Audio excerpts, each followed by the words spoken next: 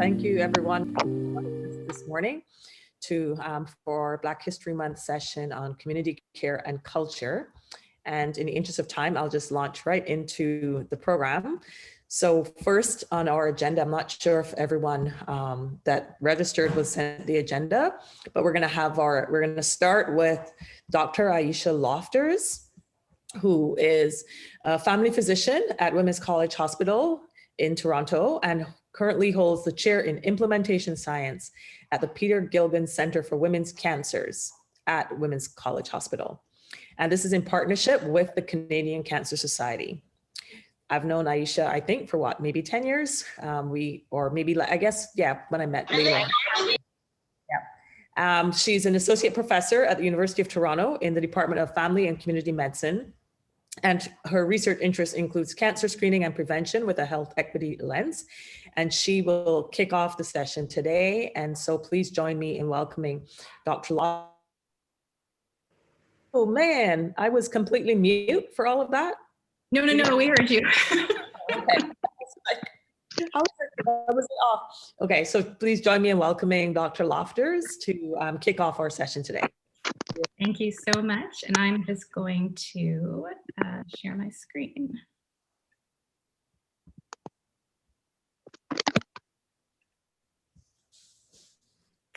Is everybody able to see that? Yes. Great. All right, thank you. So thank you so much for the introduction and thanks for having me here today. As Dr. Daniel mentioned, I'm a family physician and my research really focuses on cancer screening and prevention. And as a family physician, prevention is a core part of what we do. So I thought that in talking about care, that I would talk about cancer screening and prevention as self-care. So just to go over really what do screening and prevention mean, what can we do in terms of screening and prevention, and then just talk about some unique considerations for Black women. So I'll go through what is cancer prevention, what is cancer screening. We use these terms all the time, but I think it's really important to take a minute to talk about what they really mean. As I said, talk about unique considerations, and then we should have lots of time for questions and discussion. So before we can talk about cancer screening and prevention, I think we should talk about what is cancer. And cancer is a word that is used very frequently. Everybody's familiar with it, but it's often challenging actually to understand what cancer really is, because cancer is not just one disease. It's actually a very large number of diseases, so more than 200 types. And that's why treatment of cancer is such a complex and complicated thing, because you're not treating one disease, you're treating so many different diseases. And that's why so much investment really has to go into addressing treating cancers. And while what works for treating one cancer might not work for treating another, depending on how it really functions. So all cancers, what they do have in common is that they involve the development of abnormal cells, and those cells grow out of control. And then that means they can infiltrate and destroy normal body tissues, and that's where the problems really start. And as those abnormal cells multiply, they can form a tumor. It's really important, and as a family doctor, I say this all the time, not all tumors are cancerous. So some tumors are benign, so they can cause issues for various reasons, but they're not going to continue to grow out of control forever. So those tumors are not cancerous, and then not all cancers result in tumors. So, when we think of blood cancers, for example, so things like leukemia, things like multiple myeloma, which is more common among people of African ancestry, those cancers don't result in tumors, but do still have very detrimental effects. And also another point that might seem obvious, but it's actually complicated, is the fact that cancers are named after the body part where they start. So I'll talk a little bit more about knowing family history as we go on. But I find as a family doctor, people will often say, my relative had cancer in their lung, but sometimes they don't know where the cancer started. And it's just important to know that for knowing your family history and knowing what you're at risk for. So where the cancer started is what is named after. So this is just a visual, a common visual that's used for the cancer journey. And really, as far as me being a primary care provider, our job is to provide better services every step of the way. And the healthcare system's job as well is to support people every step of the way along this journey. So from prevention to screening, to diagnosis, through to treatment, and then through to either end-of-life care or recovery and survivorship. So what really is meant by cancer prevention, and the fact is that lots of cancers cannot be prevented. That's just the fact. But according to the Canadian Cancer Society, 4 in 10 can be prevented, which is a pretty significant chunk. And there are things that we can do in our daily lives to prevent cancer from developing. And these lifestyle changes sound simple, but it's always, of course, challenging to implement these in real life. But these are the types of lifestyle changes that can actually have an effect on multiple different types of cancers. So smoking, like we've learned so much about cigarette smoking and how harmful this really is. People often think of lung cancer, but it also increases our risk of many other types of cancers as well, and other chronic diseases. Avoiding secondhand smoke if possible. It's not always possible to do that depending on your work circumstances and your home circumstances, but avoiding it as much as possible. Eating lots of fruits and vegetables. So I've put a visual on the screen of having half your plate actually being fruits and vegetables, because many of us, and I'm guilty of this, like, oh, I eat vegetables, but then is it really half of your plate? The rest of your plate can be, your meats, your rice and peas, your potatoes, whatever else, but you really have to have half of that plate being vegetables. And of course, lots of fruit as well, making up your diet. Avoiding refined sugars and added sugars. I mean, if we think about how diets have changed around the world in the past, few decades, I think this is a huge one. Like, there's so much added sugar in many of the foods that we consume, both here in North America, but you also see that shift in other parts of the world as they move towards a more Western diet. You see many more fast foods, foods with like those added sugars to kind of make your brain really become addicted to that sugar and crave more, and that really has detrimental effects. And then in lines with that, highly processed foods, so especially processed meats, can increase your risk of many cancers.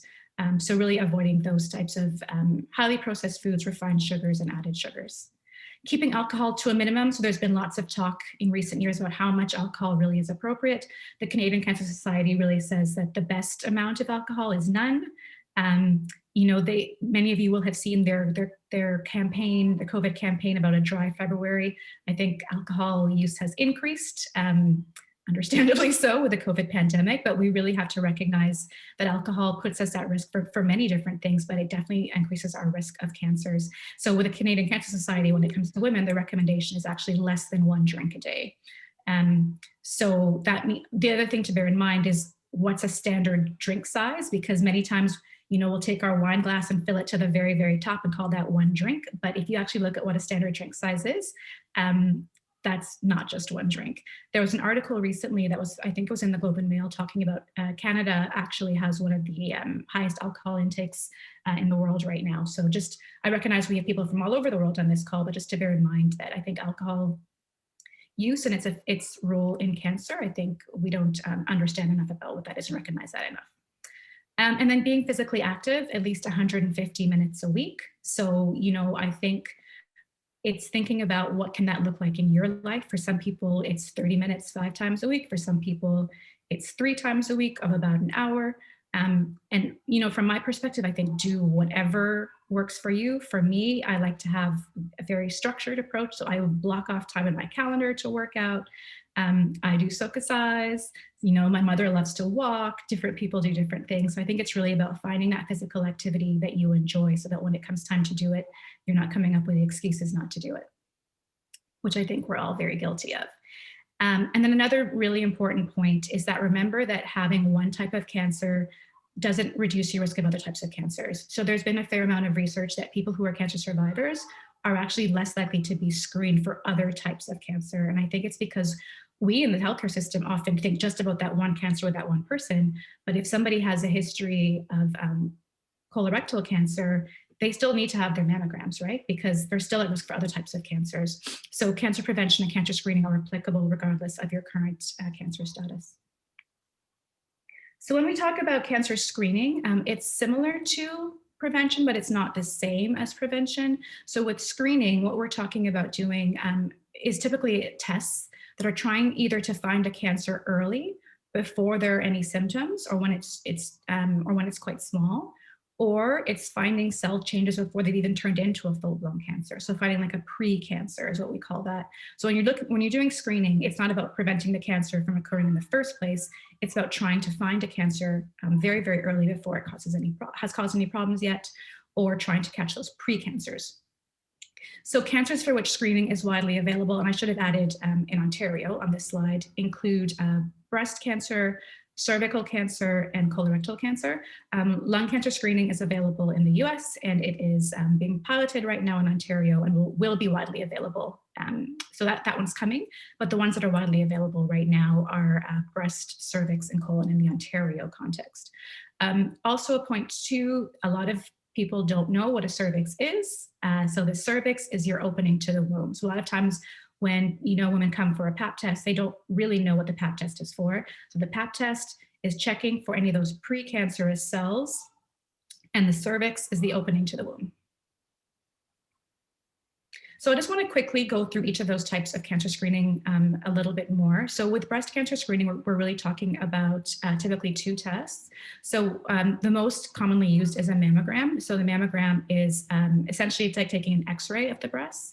And then in Ontario, for some women with a strong family history, they would actually have MRI done instead of having, or in addition actually to having a mammogram done.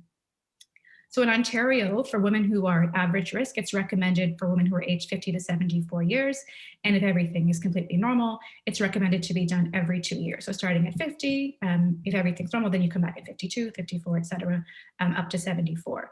It doesn't absolutely stop at 74. So, if a woman is quite healthy and has, looks like she's going to be living another 20 years, and we can keep going with the screening, right? Because it's really about quality and quantity of life. So if somebody is looking really great at 74, you don't have to stop screening at that point. Some women are advised to come back and have their mammograms every year. So this, for example, can be women with dense breasts where it's harder to see the tissue on a mammogram. So in those cases, they're advised to come back every year. And that's just one example. But it's important to talk to your provider if you have a family history of breast cancer or ovarian cancer, because in those cases, it might be you need to enter the high-risk screening program to have MRI done or start screening at an earlier age. Cervical cancer screening. So this is done through the pap test. And again, as I said, a lot of people don't know, because we often just say have pap, come for your pap, and people don't really know what the pap is for. So the pap is to screen for those abnormal cells. So with the pap test, a speculum is inserted into the vagina, and then the healthcare provider takes a sample of cervical cells using a tiny brush. So in Ontario right now, it's recommended for women who are 21 to 69 and who've ever been sexually active. So if a woman is 21 and she has never had any sexual activity, she doesn't need to have a pap test done. But if you both hit that age and you're sexually active, then it is recommended. And again, if everything is totally normal, it's recommended to be done every 3 years. Some women are advised to have pap tests more frequently. So actually, it's quite common that we'll see women with some abnormal cells on a pap test, and they might be asked to come back in 6 months, come back in a year, just to monitor those, or even to remove them if it's looking that they're starting to progress. Also, women who are what we call immunocompromised have to come in more frequently. So if their immune system is weaker, and thus they wouldn't be able to fight off the virus that causes cervical cancer, which is HPV. And that includes women who are HIV positive, also women who have had organ transplants, might be on medications that suppress their immune system. But in those cases, it could even be annual to have a PAP, but otherwise it's recommended every 3 years if everything is normal. And then the final type of screening that we have at the organized level in Ontario right now is colorectal cancer screening. So breast and cervical cancer screening are specific to women, whereas colorectal cancer screening applies to everybody. So what we use right now is something called the FIT kit, so the fecal immunochemical test. So FIT's a lot easier to say, which is an at-home test where you actually collect a small sample of your own poop and then you mail it in to the lab. And then the lab is looking for microscopic amounts of blood in the sample, and then would proceed from there if there were any abnormalities. So in Ontario, FIT is recommended every 2 years for people aged 50 to 74 years. So essentially the same as the breast cancer screening. The other way that you can screen for colon cancer is colonoscopy. And in this case, a healthcare provider, a physician or nurse practitioner can use a camera. They insert a camera to look at the entire colon and just see, do they see any abnormalities? any growths, any areas of bleeding. So if you've got a family history of colorectal cancer, then it's probably better to do the colonoscopy. And because you would probably be at increased risk, and then the colonoscopy should be done at least every 10 years. If everything is totally normal, it's done every 10 years. But sometimes if they find a polyp or an early change, they might recommend having the colonoscopy done more often. So I did just want to highlight some unique considerations for Black women. Everything I said earlier really applies to everyone. Like I think lifestyle changes, the importance of prevention and screening, but there are just some important points to note. And I do just want to shout out Dr. Daniel, who introduced me on this, because a lot of what we talk about when it comes to Black women and breast cancer really is borrowed from the US and from the UK literature. There is not a ton of research that's being done in Canada on this topic. Dr. Daniel is a very notable exception. She has been doing work for fantastic work for a very long time, looking at breast cancer among women of African ancestry in Canada and in the Caribbean and across the globe. So I'm just going to shout her out for that. But some points to note. So when it comes to breast cancer, it seems that Black women overall are at lower risk, recognizing that the Black community is very, very, very diverse. You have women who have been in Canada for hundreds of years, their families. You have people coming from the Caribbean, coming from West Africa, East Africa. So we're a very, very diverse community. So that's just something to bear in mind with all of these, I guess, stats. But it does seem that at least some Black women are at higher risk of being diagnosed at a younger age, having more aggressive tumors, so tumors that grow faster. So even, can have a mammogram and then can have a cancer develop within those 2 years. Having tumors that are harder to treat because of the various tumor markers, being diagnosed at a later stage. So I've done some research looking at immigrant women right here in Ontario, coming from the Caribbean, who are more likely to be diagnosed at a later stage of their breast cancer, and also have a longer time from when they present with symptoms to when they're ultimately diagnosed, and a longer time from when they present with symptoms to when they actually start chemotherapy.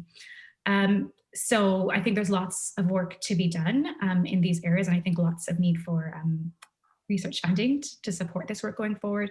But I think what women can do is to be breast aware. So we don't recommend breast self-examination in primary care anymore. But what we do recommend is to be breast aware and to know your own body so that you can recognize if something has changed, something is different, something doesn't feel right, to be aware of that and to contact your provider right away. And I can't emphasize enough, really finding out as much as you can about your family history. Obviously, this can be challenging. Sometimes you know that someone died, but you don't know what they died of. People sometimes are afraid to use the word cancer. And I think that's something that we all need to address, that there should be no stigma on this. And it's really important to share as much information as we can with all family members to help them, be as well as possible and know to really, truly understand their risks. When it comes to colorectal cancer, in the US, we do know that African Americans are at higher risk of colorectal cancer than any other ethnic or racial group. There's no data on this in Canada, so we don't know what that looks like, what ethnic and racial differences really look like when it comes to colorectal cancer in Canada. We do know, though, that colorectal cancer is on the rise among younger people in both the US and Canada, so there's actually been a pretty sharp increase in colorectal cancer among people who are less than 50. So people even in their 20s, 30s are being diagnosed with colorectal cancer without any other major risk factors. It's thought this is really to do with what I talked about before, is due to weight gain, obesity, and to the lifestyle factors associated with that. So those, highly processed meats, high amounts of sugar, that there seems to be an association with that and this sharp increase in colorectal cancer among younger people. So again, just to emphasize really the importance of thinking about what it is that we're consuming and putting into our bodies. So when it comes to colorectal cancer, just some symptoms to watch out for. New onset of diarrhea or constipation, we don't want to, especially if you're a little bit older. Any rectal bleeding really needs to get checked out, and any persistent abdominal pain could be a symptom of colorectal cancer, also could be a symptom of ovarian cancer. Obviously, most of the time, when people have a new onset of diarrhea or constipation, even rectal bleeding or abdominal pain, most of the time it's not colorectal cancer, but it's important to get it checked out, find out what is the cause, and just to make sure that if it is this, that it can be addressed as quickly as possible. So I think that's my last slide. Yeah, so thank you to everybody for listening, and I think we should have time for questions. Thank you. Thank you so much, Aisha. So now we'll have, Sarah, we can, if you want to type your question in the chat, or if you just want to ask the question out loud, please just raise your hand or wave or something, and we'll let you ask a question. Any questions? I have a question. Yep, go ahead. Is this whole presentation just for Black women today? It's not for white women as well? Not really. It's about cancer in general. It's the Okay. focus is about disparities in Black women, but a lot of the information is applicable to all women, right? Like, as we said, it's about being aware of your breast and changes in your breast. So Okay. Thank you. you're welcome. I have a question for breast cancer screening. I've checked with my doctor recently, and I was told it's every 3 years because I got mine done in 2019, and I had contacted my primary care doctor to go have another one done this year. And when I called them, they're telling me it hasn't been 3 years, so it would be next year, 2022. But now I've just heard it's every 2 years. Did they change the stats on that recently? Because once I think it was 3 or 4 years, and now it's gone down to every 2 years for women between 50 and 74. Can I ask where you are? Are you based in Ontario? Yes, I'm in Toronto. So the Ontario breast screening program recommends every 2 years. It's complicated because there's something called the Canadian Task Force for Preventive Healthcare, and they put out guidelines as well. And they say every 2 to 3 years. The screening program uses every 2 years. So typically what happens if you get into the screening program, actually, they'll send you a letter and say, it's coming up on 2 years, it's time to book your next mammogram. However, because of the COVID context, and because this screening was put on pause for several months, and kind of the backlog of catching up. So right now the Ontario program is saying, if it's not 2 years, if it's 2.5 to 3 years, that's fine, because we're trying to catch up within the system. But the Ontario screening program typically does say 2 years. Okay, thank you. And then I see there's a question in the box asking about a family history of breast cancer. So somebody noting that their mother passed away from breast cancer and the doctor has recommended mammogram and ultrasound. I would say if it's a first degree relative, so first degree relative is going to be a parent or a sibling, that's something that I would take pretty seriously, especially if you can find out if there are other people on your mother's side who have had breast cancer, ovarian cancer, prostate cancer, if there are other people in the family as well that have had cancers, and that would also increase your risk. But it is quite common that if people have a history of breast cancer in a first degree relative, that we would do screening every year. And sometimes they'll supplement the mammogram with an ultrasound if the breast tissue is hard to see clearly on a mammogram. So having both tests gives you the best picture in some cases. So to follow up on that, Aisha, can I ask a question? Sure. So the person that where did I put it? The person that asked the question. Would you, in Ontario, I'm not sure if this person is Ontario, would you recommend asking for a genetic test as well? Yeah, so you know what, I would recommend, because there's the regular breast screening program that for people who are average risk, I shouldn't say regular, average risk. And there's actually a breast screening program for people who are at high risk. And this really is based on your family history. So if you got a family history, you can ask your provider to refer you to a genetic counselor, and they can go through your family history in detail. And sometimes they go through and say, okay, you don't qualify for the high risk program, but sometimes they do. And I think the high risk program is under, I don't think enough people know about it, both patients and providers, right? Like I think a lot of times family physicians are, they're kind of deciding what the best course of action is. But really, I think it's always worth, if you have a family history, to talk to genetic counselors and see if you'd qualify for the high risk screening program. And actually, that's one thing. I work at Women's College Hospital at the Peter Gilligan Center for Women's Cancers, where our focus really is on women's cancers. And one of my colleagues does work in genetics and has said to me on multiple occasions that they notice that Black women are underrepresented in people who come for genetic testing, right? So I think if you go and find out you don't need it, then you don't need it. But there are lots of women who don't know that they need to have that genetic testing done and that they would qualify for high-risk programs. Thank you. I just wanted to make sure that you got to hear that that's also something to perhaps follow upon, since it was your mom that passed away from breast cancer. And then there's another question. Someone had an automated breast ultrasound following a biopsy. What are your thoughts on automated ultrasound? Can it replace the dreaded mammogram? I don't know if anything's going to replace the mammogram. I don't honestly know what's meant by an automated breast ultrasound, but certainly when women have dense breasts, often they'll have a mammogram and have an ultrasound. Sometimes depending where you are, here we only use MRI for breast for women who are at high risk, but sometimes in other jurisdictions, I know they use MRI as well. But I do think that if you have dense breasts, you want to make sure that you get additional imaging just to, because it's harder to see the tissue on a mammogram. And then there's another question about, might the higher rate of Black deaths be due to disparity in healthcare? Yes, definitely. I think we in healthcare, often put way too much weight, on genetics and biology. That's obviously a huge issue. And I think we need to understand better the genetics and biology of breast cancer among Black women. But a lot of what we see is due to disparities in healthcare. So when I was talking about what we've seen in Ontario with that longer wait time, that's nothing to do with biology or genetics, right? That's to do with a Black woman presenting to the system, and then what happens after that point and how she is treated. So that longer wait time, actually, we also see that immigrants as a whole have a longer wait time. So again, that's something to do with biology. That's just how to do with how the system is treating them when they come in, for sure. That doesn't sound too good. Are there any other questions? So we can move on to the next speaker if there are no more questions. Yep, no.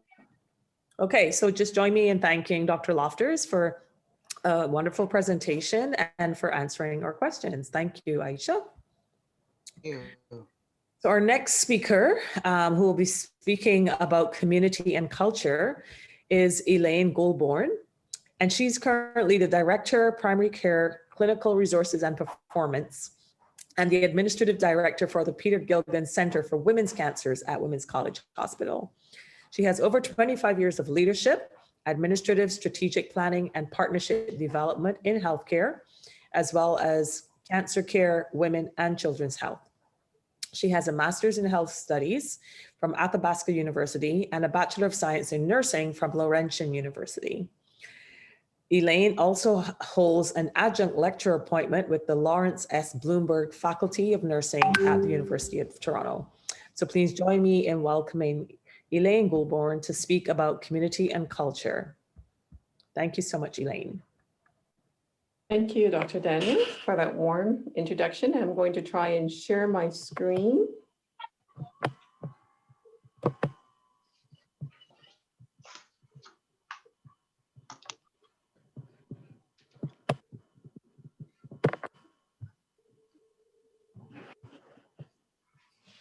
So thank you, and let me know if you're seeing the screen. Yes, we are. We can see it. It's not in slideshow view though right now. So you just need to activate the slideshow. Yeah, perfect. Good. Yeah. Thank you and good morning, everyone. It's a great opportunity to join you in this forum to share with you briefly my context on community and culture and the intersection that they both have with health and healthcare. A little bit in terms of a personal introduction of myself. I think Dr. Daniels shared that with you briefly, as well as providing you with a bit of definition of culture and community and the relationship between both and healthcare, and really share with you a little bit in terms of what we're doing at Women's College Hospital and how we can actually use some of the services that we have at Women's to improve our health and health outcomes. And really finally, to talk a little bit about how can we make both work for us in our own world and our own life. A little bit about myself. I have a Jamaican background, and like most of us, my parents migrated to Canada for a better opportunity. So I do have that intersection of both cultures. And within my education background, I'm very fortunate to have the opportunity to have education here in Canada from elementary to the graduate levels, which really shape my life and the things that I do now. From being a registered nurse for 27 years, I've seen many things and have actually practiced in both the US and in Canada, as well as in Northern Ontario. And when I say to you that I know what minus 35-degree weather is, I can tell you that it's very cold. And from a family background, because our family is part of who we are. I'm married with two boys, 24 and 17. And I really spent a lot of my life giving back to my community, whether it's mentoring and providing mentorship and coaching for the younger generation, participating on boards, and really serving the community. One of the things that I like to do with my boys is work in the shelters, serving meals, serving out meals, and providing clothing for youth and people who are marginalized, and really just connecting with my community and giving back, from whether it's from a church-related functions or community function, is really identifying with my community on my culture and giving back accordingly. And I'm sure most of you share similar stories and can identify with that as well. According to the Google wide world, community is really a group of people that are existing in a place that share a purpose, a sense of belonging, and really who communicates to each other. Most of us live in a community where it's Whitby, whether it's Toronto, but we do identify with the community that we live in, because that's a community that we access services, whether it's healthcare or for a social gathering. It's where we access those services because that's what we identify with. It could be a feeling of fellowship where we share that common goal of value, interest, customs, or identity. Church, religious setting, even a community of work are places where we share those values, and we can identify with individuals or aspects of those communities. And those are the things that draw us to a group of people or a physical space. Again, because of the technological world that we live in, a community can be virtual. It's our Facebook, it's our WhatsApp group, and the fact that we're having this conversation and this session via Zoom really identify the fact that there's a community of individuals or like-minded who share the same interests and really want to participate and share their knowledge. From a cultural perspective, it's really customs, social institutions, achievements of a particular nations or individuals or a social group. Most of us can identify being Canadian, Caribbean, North American, Asians, Africans, and usually those are the cultural aspects or the things that we relate to. And there's some examples or language or dialect, whether it's French, English, Spanish, or Patois. One of those dialects, those are the things we can relate to. It's the religion, it's Christianity, Muslim. The cuisine, most of us are related to food. I love food, and some of the things that I can relate to as being a Caribbean woman, or your curry goat, your roti, those are the things we relate to as a culture. Your social habits or time or music, where there's calypso, pop, jazz, and reggae. Those are the things that we relate to and identify us as culture. Our arts and rituals or ceremonies such as baptism, baby dedication, christening, having a festivity at Easter, whether it's Easter egg hunt or whether it's having fish, bun and cheese. Those are the things that makes up a culture, and those are the things we identify with. Festivals and holidays are also parts of cultures as well. And I know that in some of our language, we have Caribana, we have crop over, we have harvest. Those are the things that we do celebrate and a part of our culture as we move along. And why is culture important to us? It is important because it provides that intrinsic value.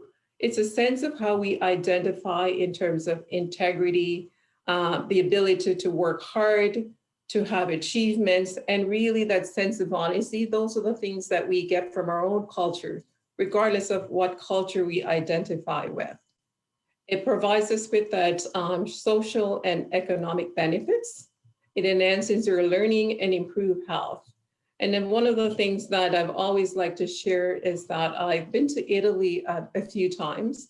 And one of the things that I notice is that they tend to have their salads with just sprinkles of olive oil or vinaigrette. And I often relate it back to my North American culture, where within my culture, I put a lot of creamy salad dressing on my salad. And I'm thinking, I'm just really defeating the benefit of eating a healthy salad. So these are some of the things that I've learned along the way by learning more about my own culture and the cultures of others, and enabled me to improve my health. So I've adopted, instead of putting creamy salad dressing on my salad, I'm now sprinkling it with small amount of olive oil. It tastes the same, but it's that benefits from a health improvement perspective. Our culture increases our tolerance and opportunities to come together with others. And there's the perfect opportunity to identify that we are celebrating Black History Month. And Black History Month just means for us that we pause and take a moment to reflect on our past, reflect on where we are, and also look and celebrate the achievements and the successes of our culture, and looking at that from an opportunity to come together and look at where we have been and where we are heading as a nation. It also enhances our quality of life and increases our overall well-being for both individuals and from a community level. Aisha alluded to some of this in terms of the culture and our community do have an impact on our health. It's affected perception of our health, perception of illness and death, what we believe about the cause of a disease, our approaches to health promotion, and how illness and pain are experienced or expressed, and how we seek help and the type of treatment that we prefer. And a couple examples, I just pause and share with you. I have a few patients who have diabetes, and they really don't view diabetes as a chronic illness or something that they should be worried about, because they don't see that physical sign or they're not having any pain. So they really don't seek treatment for it. Likewise, one of the recent story I can share, I have a friend of mine who for many years felt just lumpy breasts and has dense breasts, but kept ignoring it and not realizing the opportunity to seek screening and making sure we look at it from a preventative perspective. But again, it does affect how we look at things and how we perceive our health and how we perceive things moving forward. And I often associated with some cultures, especially in the Peter Gilligan Center for Women's Cancers, is that most people don't identify hospitals as a preventative and screening opportunity to get screening tests. Most cultures, some of our cultures, view hospital as a place to visit only when they're sick and not necessarily to get tests or get screened for breast cancer or cervical cancers.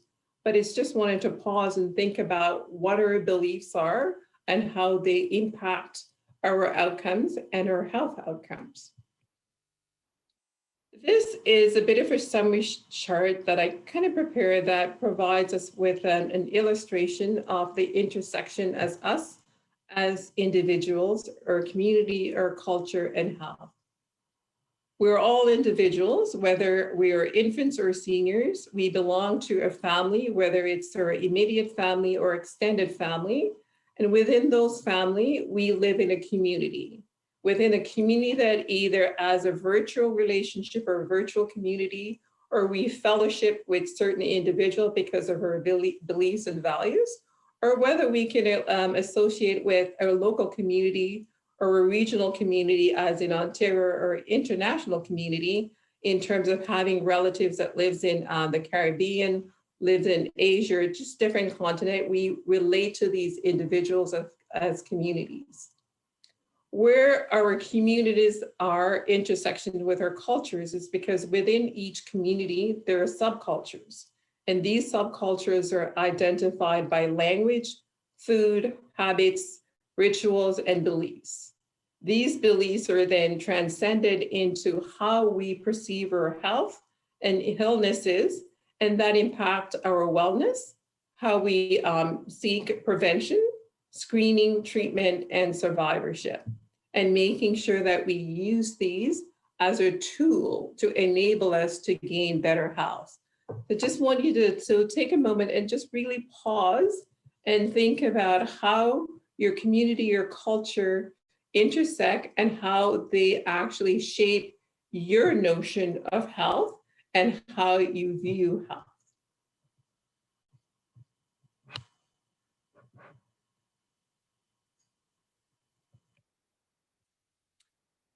And I just want to shift gears a little bit and just bring it home to Women's College Hospital, where I work, and talk about some of the services that we offer and some of the cultural services that we're focusing on as an organization.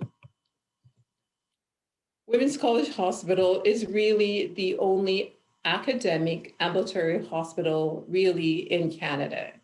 What that really means is that we don't have any inpatient beds. In a nutshell, when you come to Women's College Hospital, you come in for a care or services for that day, and then you're discharged in your home at the end of the service. Even though we're an ambulatory hospital, we provide surgery, mental health support for individuals who are really affected by mental health issues, as well as medicine meaning that individuals who have diabetes, cardiovascular disease or illnesses, we do provide those support as well. And primary care. Primary care is just accessing our family physicians. So we do have rosters of physicians who provide primary care at Women's. We have provide over 300 or almost 310,000 patient visits per year. And we couldn't have done this without our diverse group of physician, staff, and clinician, researchers, and learners at the hospital. No one is an island and no one can provide the service. So we are very fortunate, and we pride ourselves on our community partnerships and our healthcare partners that we partner with to provide the services at Women's. And also one of the uniqueness about Women's College Hospital that really focus on health and women's is that we are probably what the only hospital in Ontario can boast that we have a childcare service at our hospital where women can come in, leave their child or children at a daycare within the hospital that has a licensed daycare provider while they go and have their service or have their visits or their tests, pick up their children and head back home and not worried about childcare availability. And like most organizations, we cannot function and survive without our amazing volunteers that help us to provide services. Within Women's, we really are committed to providing culturally safe services, making sure that we're looking at equity and making sure that we're balancing those across the organization. And this is really highlighted in 2 of our 4 strategic goals, which are just to really revolutionize healthcare for women and pursue equity for all, and really looking at care and care experience as individuals are coming into our organizations. Some of the strategies that we are utilizing women's to making sure that we're reaching these goals are to really focusing on equity and access as a priority within our organization. And making sure also that our staff have cultural sensitivity and anti-racism training. And this is really all staff within the organization, from our senior team staff to our frontline staff, are undergoing these training to make sure that we have the ability to relate to the clients and the patients that we provide service to. We really also have a great program that really outreach to our marginalized population. And I really want to highlight three main services or programs that we have that really focus on providing services for our marginalized population. Our sexual assault and domestic violence care clinic provides women and individuals who are sexually assaulted or have experienced intimate partner violence, and providing them with the immediate care, providing them with legal counseling, providing them with preventative care, and as well as long-term and short-term counseling. And what I really like to point about this program is accessible 24/7. It does not require a referral. Individual can drop in anytime at any EDs in Toronto, and our team will be available to provide the services. Our birth control Bay Center for Birth Control Center provide free counseling, assessment, and birth control to women who are looking for support. And those, again, no referral is required, just access our service and individual can drop in and have those assessments. We also recognize that Canada really attract a lot of refugees, but when refugees come to Canada, they don't have healthcare. So Women's College Hospital has a crossroad clinics that provide primary care and healthcare for refugees who are coming to Canada and accessing those programs. I won't talk a lot about research and innovation because Aisha covered that as well. But we also, as I pointed out, that language is a major part of our culture. And at Women's, most of us speak English, but we do provide translation services to over 33 different languages so that we're able to provide care to individuals that are accessing our care. And I talked a little bit earlier about partnership. We do reach out to our patients and engage them as advisors to really share their experience with us, their thoughts, and how we can build future programs that are actually designed with them instead of without them. And partnering with our communities again to ensure that we have a broader reach. An example of a program that is really culturally centered is our Indigenous program. And our Indigenous program really has two components. One is a Center for Wise Practice in Indigenous Health.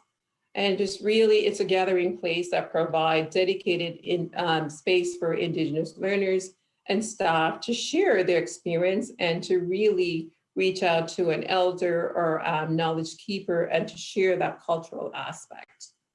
One of the programs that's really talked about cancer is twice a year, we created a program that really focus on Indigenous women accessing cancer screening program at Women's College Hospital, whether it's for breast or cervical. What this really entails is we set aside dedicated appointments. There's no lineup. They're pre-registration, and these individuals are escorted by staff member to get their tests done. And at the start of the day or the event is typically a 4-hour day where they're coming in. We celebrate by having opening with an Indigenous or smudging ceremony, a healing circle. They have culturally appropriate music and refreshments and food and just games and making it an event. And also recognizing as well, we do provide transportation to and from the hospital to enable women who are not able to get to us very easily with those opportunities. And I know that Dr. Lofters and I would certainly want to create a similar program for other cultures within Women's College Hospital to ensure access.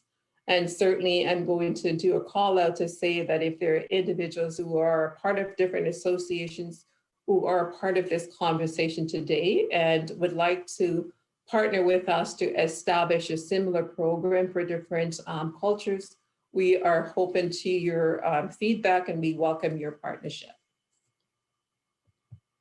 And just to wrap it up, just a quick summary, I really encourage us to be engaged, be a part of the dialogues, a part of your community, and be engaged in the different things that are within your community. Definitely increase your knowledge base around the things that are actually pertaining to cancer or whether it's pandemic.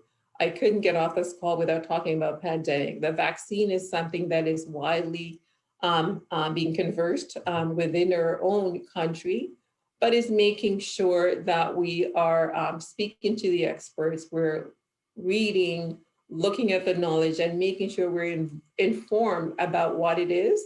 And then once that is done, is using the opportunity to share with others. Research as well, as Aisha said, Dr. Daniels is really leading the space here when it comes to cancer research and research as well, is making sure that we do take the time to participate in research when we have the opportunity. But participation doesn't mean that we're not informed about the process.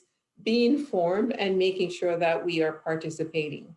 Why? Because research outcome helps to gear treatments for us as a culture moving forward.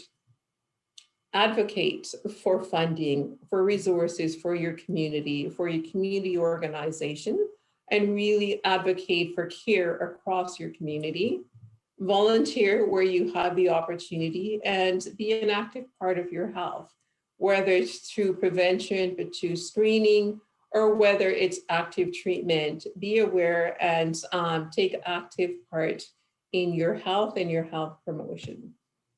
And I will pause there and stop sharing. And if you have any questions for me of any opportunities where we can provide culturally focused services at Women's College Hospital, I welcome your thoughts and your ideas.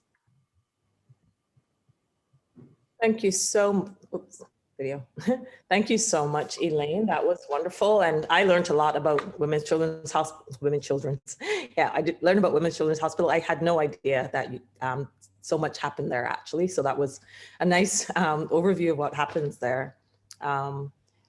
Any questions from anyone in the audience?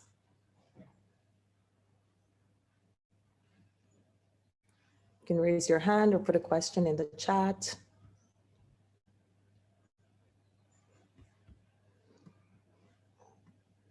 No questions? Okay, well, I will ask a question. So you talked about how you offer a lot of programs for different women of different ethnicities, like the Indigenous group and stuff like that. So have you found that you've been getting a better uptake from a lot of these marginalized communities who didn't feel that their healthcare needs were being addressed or focused on in the past? Have you found that have you seen the actual increase in the number of people participating in the various outreach activities and events that you host? Absolutely. I would say that we have seen an increase in participation because one of the approach that we have taken is to reach out to our Indigenous community partners or organization and really share thoughts about the programs. We partner with the workers and the staff at these organizations to really share the message and encourage their own clients to be a part of the service. And I think one of the key things that we have seen is that there's a sustainability. Once patients or clients have had the experience of having a culturally structured screening event or experience at the hospital, we find that they're coming back and they're bringing others and they're telling others about the program, that it is not what you think. And within women's as well, we really are taking on the opportunity of really having pictures and illustrations that depicts different cultures. So if you're walking into an organization and you see the artwork that reflects your culture, it's really a little bit more inviting. And also, if you're walking into our organization, you see individual that represents you, it is more welcoming, and you can have those conversations. Because I see sometimes I'm walking in the lobby and someone will walk up to me and just ask me a question because they really identified with me as a Black woman working in an organization and having those questions. So having an organization that have a diverse group of staffing is also an approach that Women's College Hospital is taking, so that we're representing the population that we're providing service to.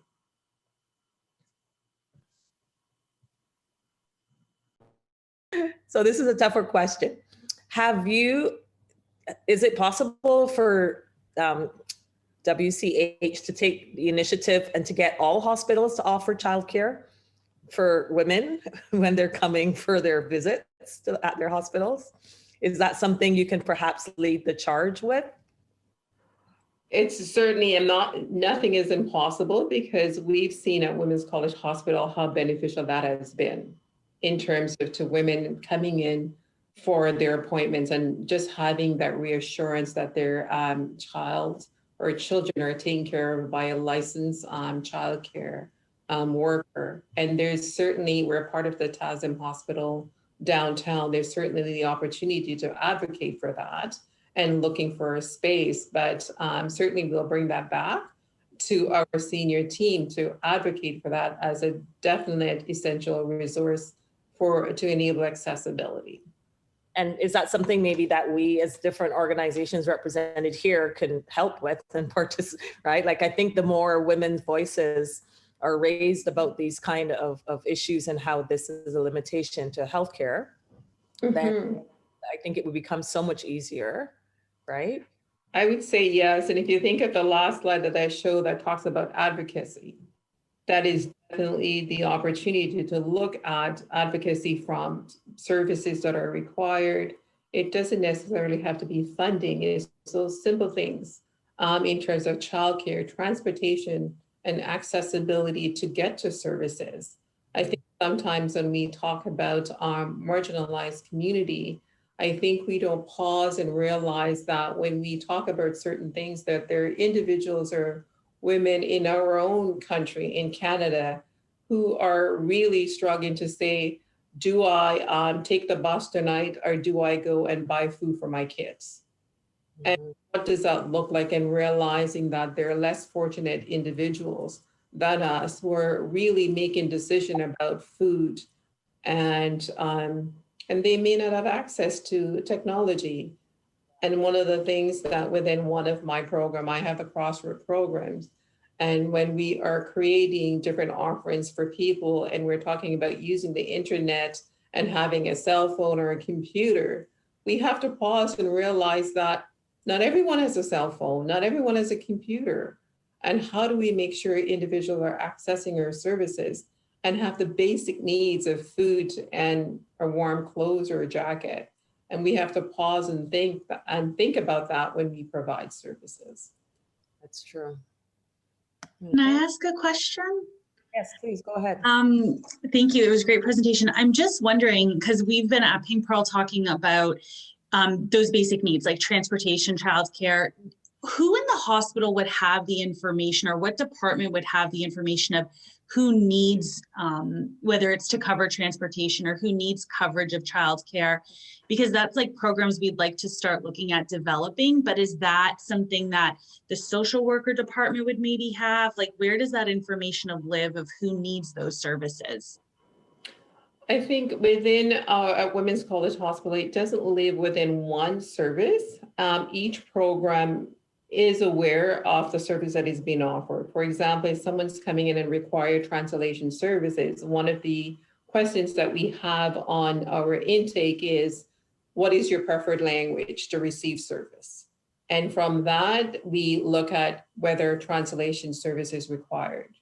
And a second question is around, are you able to access services from a transportation perspective? It's yes or no, and just really advocating for providing tokens, or whether or not it's a taxi chit to and from the organization. But typically, based on certain assessments by the team, they're able to differentiate and actually start to ask further leading questions about what resources might an individual require. And for example, within our certain programs, it's really apparent that we have a lot of single mothers within the programs, and talk about childcare and really start advocating for those. But any programs within the hospital has the ability to direct someone to, or a childcare department direct someone to the translation service and their translation services are at our fingertip, everyone's fingertip within the organization.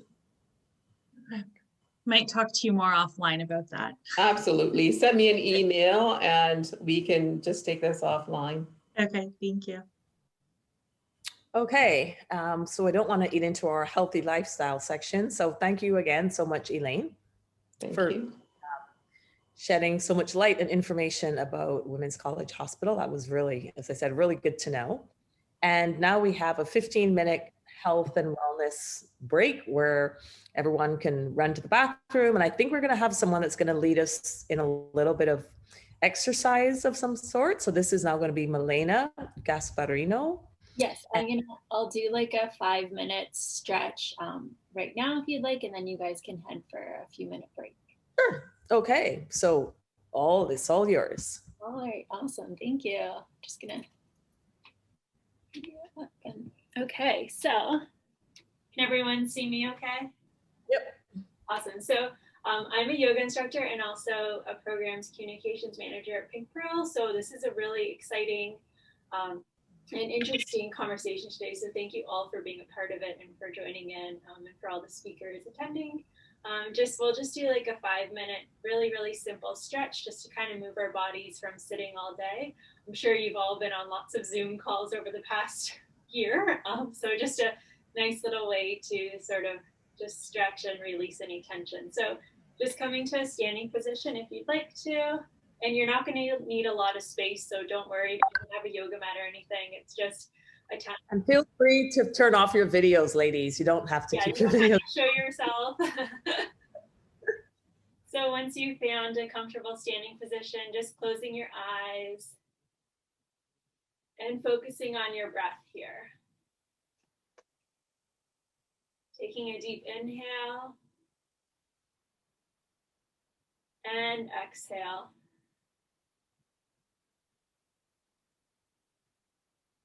Just washing away all your worries as you gently inhale and exhale to ground yourself.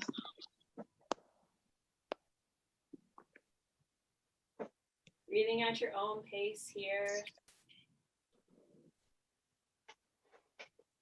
Giving yourself these next few moments to nurture your body and your mind.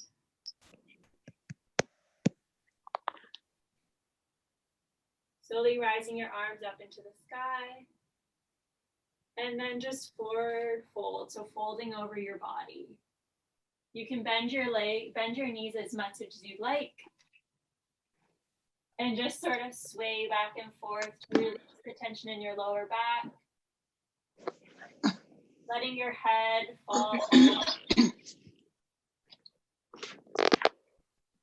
And then coming into stillness in your forward fold, bending your knees. Just breathing into this space here. Maybe you close your eyes. And if you'd like to, you can even place your hands underneath your feet. It's a nice little break for your wrists. And just breathing here.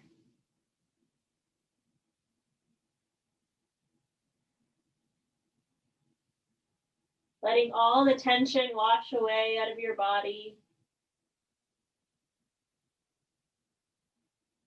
As you breathe at the pace that feels right for you this morning.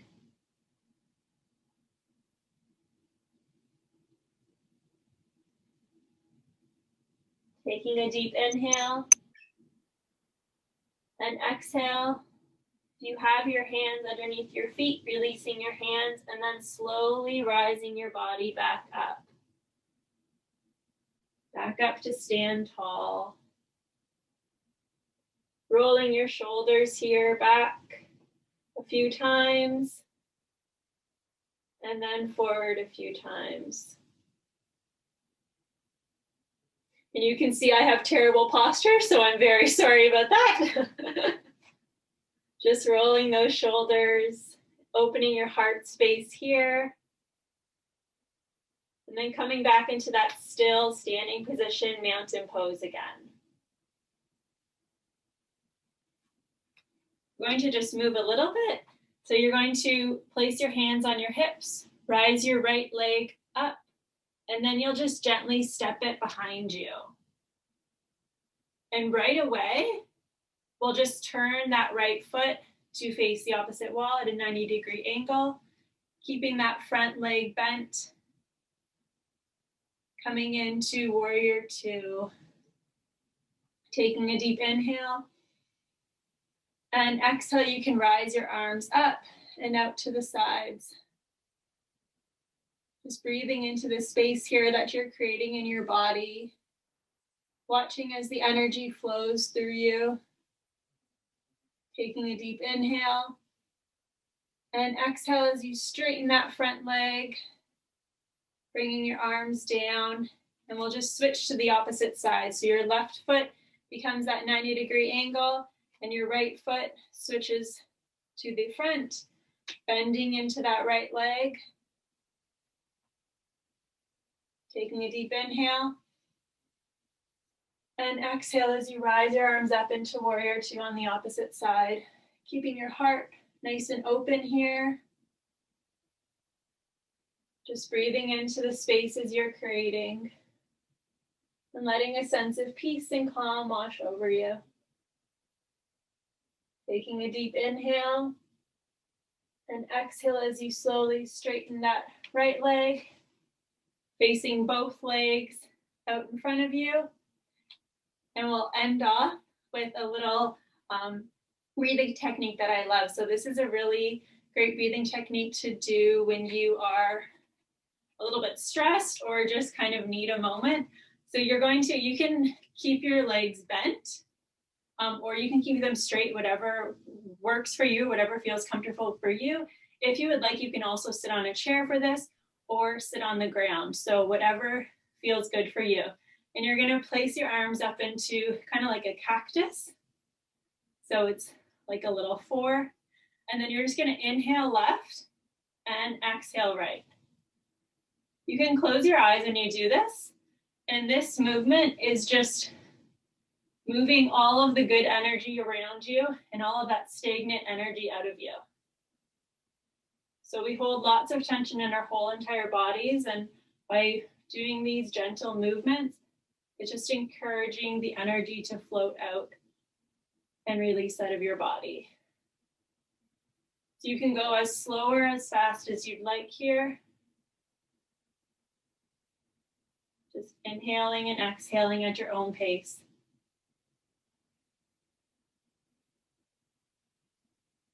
Reminding yourself that you're creating an opening in your body.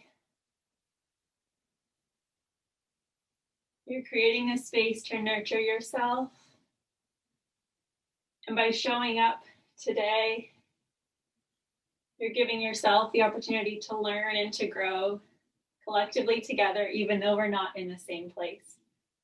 So we'll do that once more on one. Do it on the left and then the right. And then just place your hands at your heart center, close your eyes, and you can probably feel your heart rate increasing a little bit. You might sort of start to feel the blood flowing through your body, and your mind might feel a little more at ease.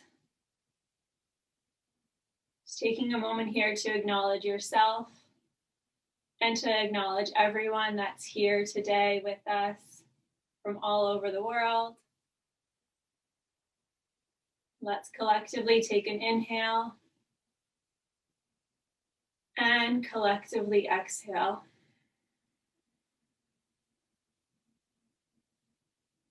Let's do that one more time, collectively inhaling. And collectively exhaling. Knowing that we're all here to support each other. We're all here to bring each other a little bit of peace and serenity. You can slowly start to open up your eyes. Bring your hands down by your side. You might want to wiggle your hands and your toes, just kind of shake it out. And you can head off for a short break, and we will be back very shortly. Thank you so much. Yeah, no problem. Wonderful. That felt really nice. Okay, so we're running a little bit behind schedule, not too bad. I think I went a little too over, sorry. We started the stretch late as well. So we'll give you 5 minutes to make any exercise runs you want to make. And yeah, and we'll come back to at 11:20 p.m. a.m. 11:20. So you've got 5 minutes to just have a bathroom, restroom break, and we'll be back at 11:20 for a panel discussion with experts in the fields of community care and culture to further understand the world in the context of diversity and women's health. So our speakers in that discussion will be Bishop Wayne Vernon, Sean Hercules, Dr. Amanda Shepard, Dr. Shavini Dadwal, and this session will be moderated by Katie Rice. So see you back in 5 minutes.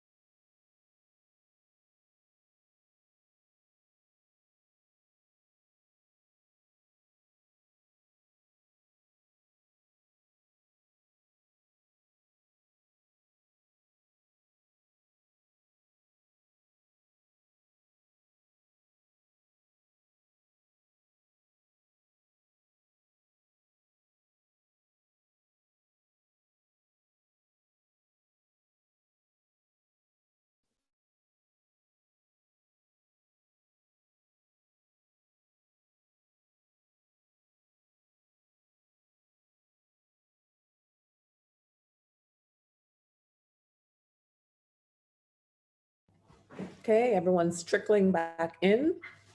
Katie, do you want to give people one more minute and then start, or should I do an introduction? And Juliet, just before you began, can I sent you a message. I don't think you saw it. Sorry. I put it in the chat room. Okay. Oh, I did not see it. What's it? Okay, sure. So why don't you do that? Okay.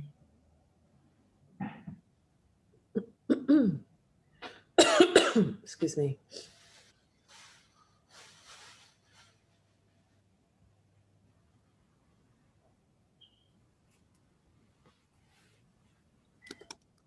Hello, everyone, and thank you all again for joining us today. It's been a great session so far, and we're going to move into our second session. But just before we do that, I wanted to acknowledge Pink Pearl, Milena, and Elise Gasparino that has spent a lot of time with us as we plan this seminar for today. And I wanted to say a great big thank you to Elise and Milena of Pink Pearl Cancer Organization. They're based, I believe they're in Niagara Falls or Niagara on the Lake, somewhere in that region anyways, I'm pretty sure.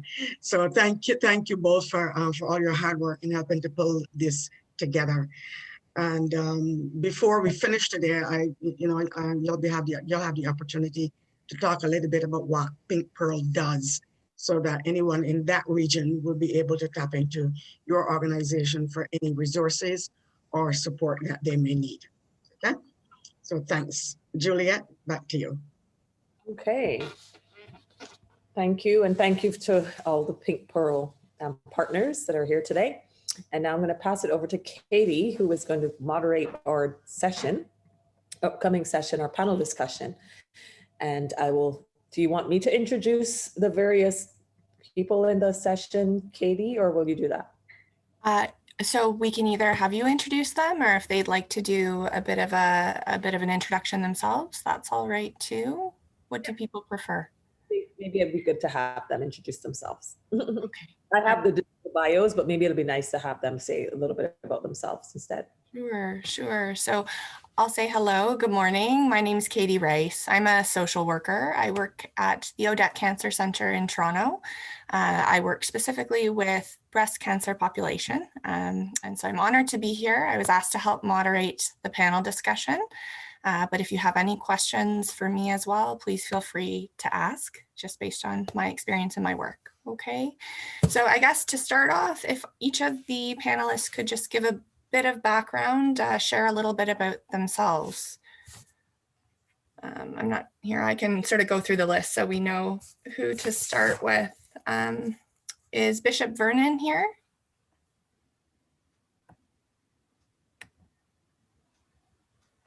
Maybe he'll. I don't see him I don't see him. Yeah, I don't see him. Okay, so the next on my list would be Sean Hercules. Would you mind just introducing yourself?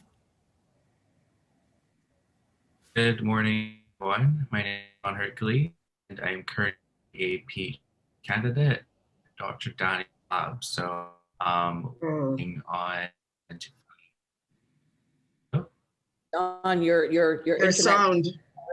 You were frozen. So can you do that again, please? Turn my off. Is it better? A little better, yes.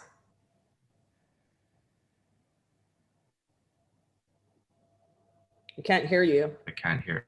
Would you mind just introducing yourself again? It was a little spotty. Yeah, maybe I'll host phone. Okay, why don't we? We'll go to the next person, Sean. Yeah. No problem. So we'll come back to you, Sean. Dr. Shepard. Hi, good morning or good afternoon, everybody. My internet's a little unpredictable right now too, but seems to be okay this moment, so I'll continue. So I'm Amanda Shepherd. I'm here in Toronto, Canada, which is located on the treaty territory of the Mississaugas of the Credit First Nation and ancestral and territorial lands of the Anishinaabe, Haudenosaunee, Ojibwe, and Chippewas, and I'm here on Wendat Nations. I'm a mom of two, Madeline and Juliet, and I work within Ontario Health's Indigenous Cancer Care Program, and I'll leave it at that for now. Thanks.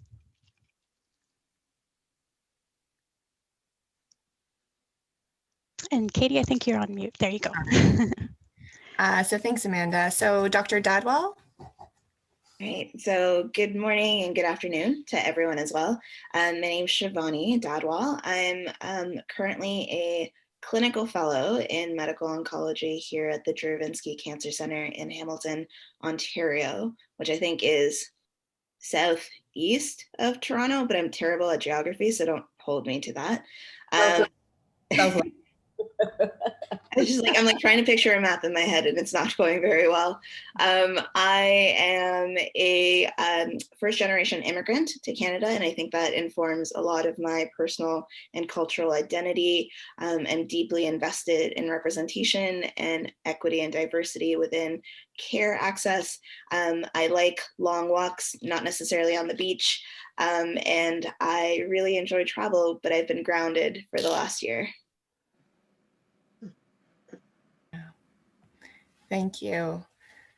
So was there anyone we're missing? I think that's the panel. So we can get to our first question. So the first question is for all of the panelists. It's a general question. How can we work together to support women facing cancer? I mean, I'm happy to get the conversation going, knowing that there's a lot there to add. But I think the starting point is, in my mind, at least as a healthcare provider, is the acknowledgement that I am seeing an individual at a very vulnerable and difficult time in their lives. I mean, we think of cancer as the big C, and in a lot of ways, people's lives shift to before their cancer diagnosis and after their cancer diagnosis.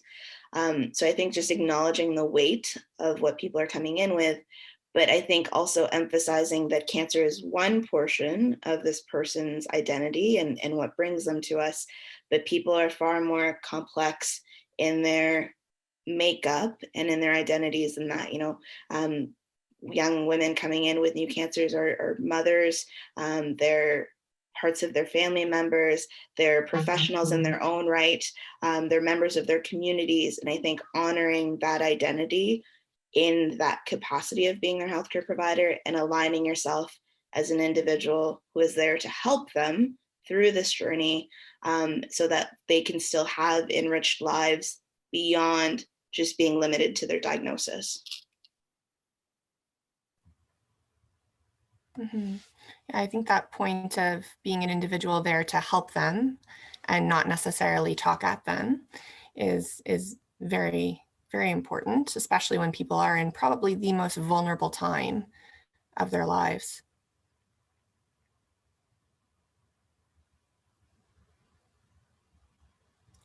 Okay, so any other perspectives on how we can work together to support women? Maybe I'll just jump in and say, oh. Mm-hmm. Sorry, Sean? Go ahead, Sean. To be sure if people hear me properly. No. It's a bit better, yeah. Okay. Yeah, so in my response to the question, I'll just keep it brief since the internet seems to be a little unstable. Well, now my computer has frozen. We can hear you okay though, Sean. Okay, sorry, I'm back. Okay, lovely. Yes, so seminars like these in terms of partnerships, so partnering with community, academia, healthcare, these types of forums I think are very critical and important to also addressing women's health because it's very easy to operate in silos. But if we're just doing our stuff in the lab, like a lab perspective, and not really communicating that with the community, it's not. It loses its utility. So forums like these and partnerships like these are very critical. Yeah, so that's my answer. Mm-hmm. Thanks, Sean. Amanda, did you have something to add? Yeah, just to complement the other two comments. So my my academic background is epidemiology, so I do a lot of quantitative research and working with numbers. But I really think that research should be done with mixed methods, and it's not enough to just look at the numbers. I think to get at the real answers, that quantitative research should be complemented by qualitative research and really asking questions to members of varied communities. And I think when that's done, there's space for more of a holistic answer. And I hope that research in general goes in that direction where more perspectives are included in the answers. Thanks. So I think actually building off of that answer, Amanda, the next question is for you and for Dr. Dadwal. So how do you see the approach to care evolving for diverse women? Should I continue? Why not? Okay. Well, one thing I thought about speaking about today is I mentioned I work on a team called the Indigenous Cancer Care Unit, and among that team there are researchers, people who do education and policy. But one initiative that we're really proud of is something called the Indigenous Navigators. So in Ontario, there are many regional cancer programs across the province. And the majority, like 10 out of the 13 or 14, have what we call an Indigenous Navigator, and they are there to assist people through their cancer journey. And it is their role is targeted for First Nations and Métis people, understanding or recognizing their unique challenges or needs. So, for instance, potentially connecting them with traditional medicine or an elder. Sometimes if people are being flown in from the north, areas that were mentioned, that minus 33 weather, those are flights away to get to cancer treatment sometimes. So it's really helpful to have someone working with them in these urban centers to help align appointments, to just show where the nearby grocery store is. Printing out a form and helping them fill it in. All those little things really, really make a big difference in someone's experience in their cancer journey. So that's something that we're really proud of and we're trying to advocate for. So as I mentioned, not all the regional cancer programs have them. And this initiative has also been inquired about in other regions of the country. And we know that in British Columbia, they're in the process of hiring their first Indigenous navigators. So I think that's a step in the right direction. Thanks. And I would just say, I know in our program at the ODET, we make use of the Indigenous Navigator program, and it's been very helpful, even for the team in introducing or helping us to understand the cultural components of what's happening with our patients. So it's a wonderful program. How long has it been in place, Amanda? So I think the first Indigenous Navigator was about 10 years ago, and then it's continuously grown. It's a wonderful program. Shivani, do you have any comments on how the approach to care has been evolving for diverse women? For sure. I think I always picture it as very much a two-way street. And as much as there is that push and that onus on the individual to advocate for themselves and represent themselves in their multitude of identities, I think as healthcare providers, it's very important for us to have cultural competency where you recognize the individual's intersectionality in their various I think life experiences and cultural identities when they come to you for an appointment seeking care. So, things that I think about practically is, you know, acknowledging that there's going to be a component of cultural difference, and that not everyone is coming to their care from a very Eurocentric or North American perspective. And so the people that are informing their care decisions may be different than what you anticipate, may be different from your own. Oftentimes there's a large family structure or you know, traditional views of what goes into full holistic care. And I think opening the dialogue to allow for that, also acknowledging that a lot of our, you know, pamphlets and literature is very heteronormative.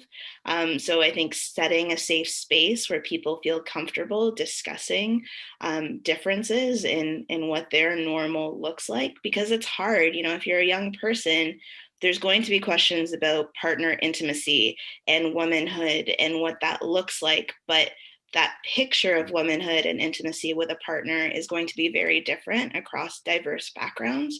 So I think really opening a safe space for that, even if it is signposting that you're someone that someone can have that discussion with.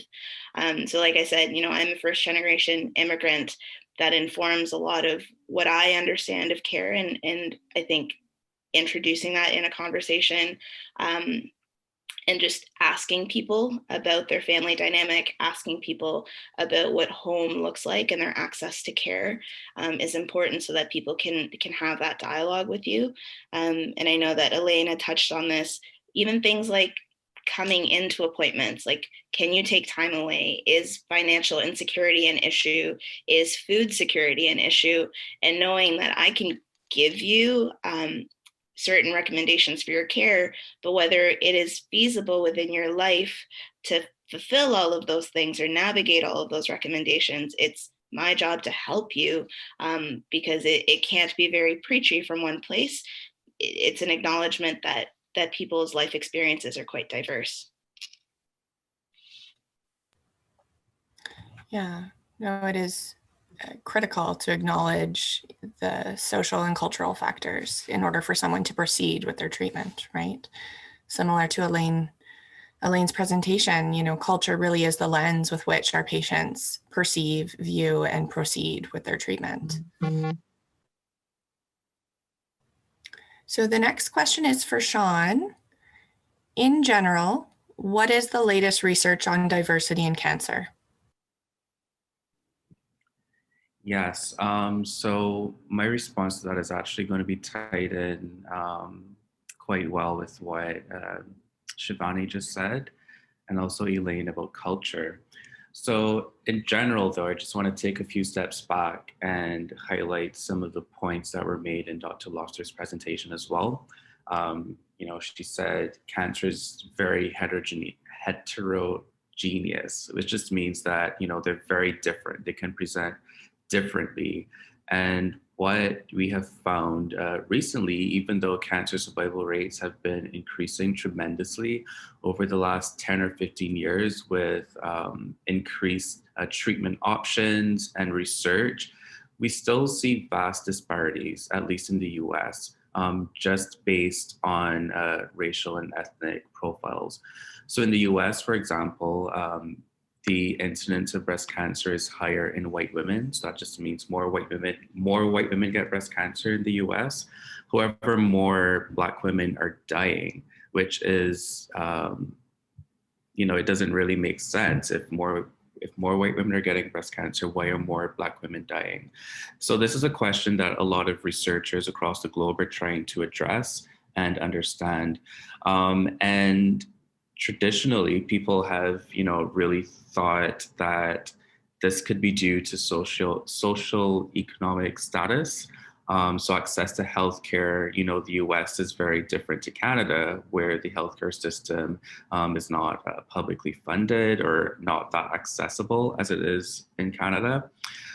So we have these huge disparities just in access to healthcare, which is seen more starkly in poorer communities where there are a lot of of racialized and minoritized people. So that could be driving this higher mortality rate that we do see in Black women. And that's just one example. In addition, though, we do also see that when we look at cancers and the different subtypes of cancers, that Black women do have a higher chance to be diagnosed with a more aggressive type of breast cancer, which is also quite concerning and leads us to think more into genetics and investigate more into the genetic factors. So what some researchers have found is that indeed Black women do have a different, in the US at least, have a different type of genomic makeup that may be predisposing them to these types of aggressive cancers. One thing that we found, which was quite interesting, was that when we look at triple negative breast cancer prevalence rates across Africa, women in West Africa actually, or women of West African origin, actually have a higher prevalence of these aggressive cancers compared to other parts across Africa. And it's postulated that women from West Africa were migrated or taken from West Africa and brought across the Caribbean into North America. So that further strengthens the argument of some type of genetic predisposition to these aggressive cancers. But as I started off by saying, cultural factors should be taken into consideration as well, because recent data has actually found that social stressors and higher and income, etc., do also play a role in the chances of you being diagnosed with these aggressive cancers. So it seems as though it's this really complex interplay of genetics, culture, diet, exercise, etc., that are predisposing women to aggressive cancers. But we do see this more starkly in Black and Hispanic women, at least in the US. So it's really important for us to place emphasis on trying to identify how all of these factors come together and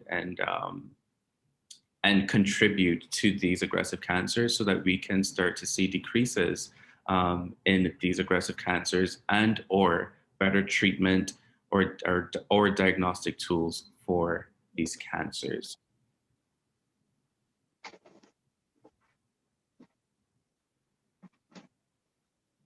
Thanks, Sean. And so I see that Bishop Vernon has just joined us. Hi, Bishop Vernon. Hello, how are you today? I'm good, thank you. So I'm Katie Rice. I'm a social worker at the Odette Cancer Center, and I'm going to be moderating the discussion.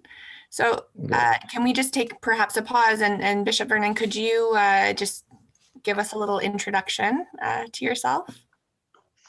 Sure. First, I want to apologize for joining the meeting late. As you can see, I'm in my clergy attire. I'm supporting a family through a challenging funeral at this point. And it's a crazy time to have a family member pass away. Yeah. Over the last 30 years or so, I have had to support people who have been diagnosed with cancer. My mom was diagnosed with cancer when I was only a kid. She was diagnosed with breast cancer. And back in those days, the technology was not as advanced as it is right now. Needless to say, my mom lived until she was 85 years old after a mastectomy. She did both a mastectomy and a hysterectomy within 3 months of each other. That was a crazy time for our family. But so throughout the years, I've been able to stand with people who have been diagnosed with one cancer or the other, but particularly women who we're talking about today. And I cannot say it has been my pleasure to stand with them, but I do regard it very, very highly, especially because I know my mom has had a story of her own that has baffled even the medical practitioners in our town back in Jamaica. So I'm delighted to be here today, and I'm happy to know that there is a support for women who have challenges in any way. Thank you and welcome. So it's actually perfect timing because the next question on my list is for you, Bishop Vernon. So the question is, when you first receive a diagnosis and mortality comes into play, what is your approach when women come to you when they're first diagnosed? Okay, for me, I find it very critical to provide pastoral support for these women, but a multi-layered approach to supporting them.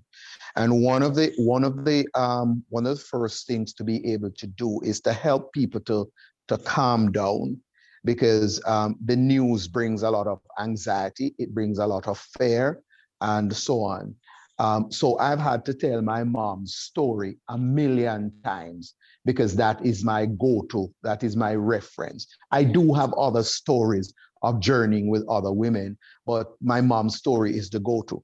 First of all, I like to try to help persons to calm down and to try to allay some of their fears, and to help some of them to understand that it's not a death sentence. Then there's always my second level is the support group in our church, persons who have survived. I usually ask their permission if I can share the information with the support group of women in the church.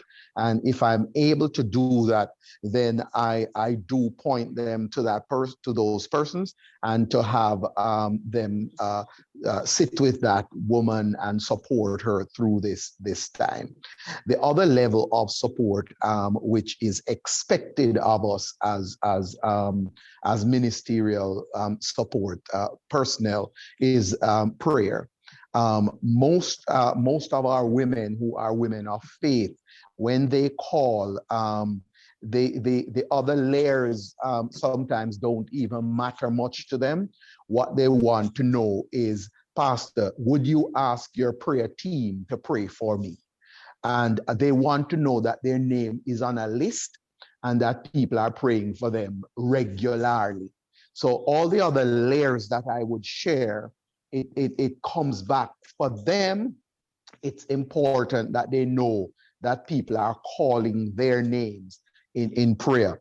But the support group from the other women who have survived, that's a critical dimension. And my pastoral support is of absolute importance. The final thing I would say about that, there are medical personnel in our church, and I would ask them permission to share that information with the medical personnel as well.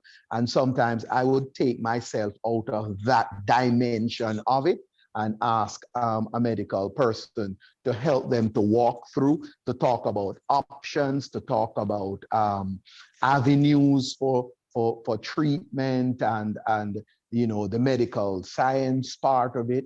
Yeah, so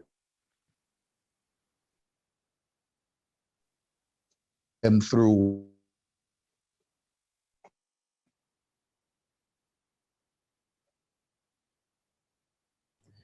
Oh, goodness. Did we lose it, or was it just me? There he is. I think I lost. Yes. Yeah. We lost you just for a moment. Can you hear us? Yeah, I got kicked out for a minute. Yeah. Had you completed your thought, or was there more that you were hoping to say? I think I did. Yeah, I think so. Wonderful. It sounds like that connection to peer support is a really important role that you play within your own church community. I know in my own practice, peer support can be a tremendously valuable resource for women who are diagnosed with cancer. So in follow-up to that question, how do we balance our faith practice and our medical advice? I think this is in terms of health providers. How would you suggest we do that?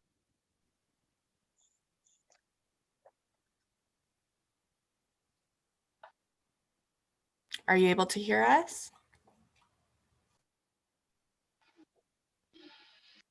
No, I don't think so. No? I just lost you. I just lost you there. Okay. Are you hearing me now? I can hear you now. Yeah. Okay. I think we're coming in and out a little bit. Right. So the question was, I think, directed from your perspective to health providers, how do we balance our faith practice and our medical advice?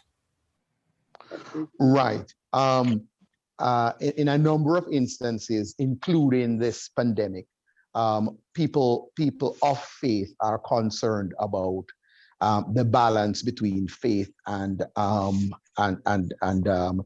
medical science and so on. It is my belief, and it is what it is my opinion, that God gave us medical science and to be, and other sciences, to be able to help to heal and cure our bodies from the various illnesses. He gave us the plants and herbs and so on for the healing of our bodies and the healing of the nation. He gives us body drugs to be able to heal our bodies can repair themselves. I believe that while God is sovereign, there is human responsibility. And if we don't play our part, let's look at the very basic. If we don't eat right, our bodies cannot repair themselves. If we do not take care of ourselves, our bodies will not take care of us. If God has given us medical practitioners and given them the wisdom, and we do not access the medical technology which is available, it is to our own doom. And I have watched people who have insisted that they will not allow medical science to prevail, and I have done their funeral services. And I have watched other people who I felt that the last visit I made was going to be the very last visit. And when I see how they have recuperated with the use of medical science, it's amazing how they have stayed alive.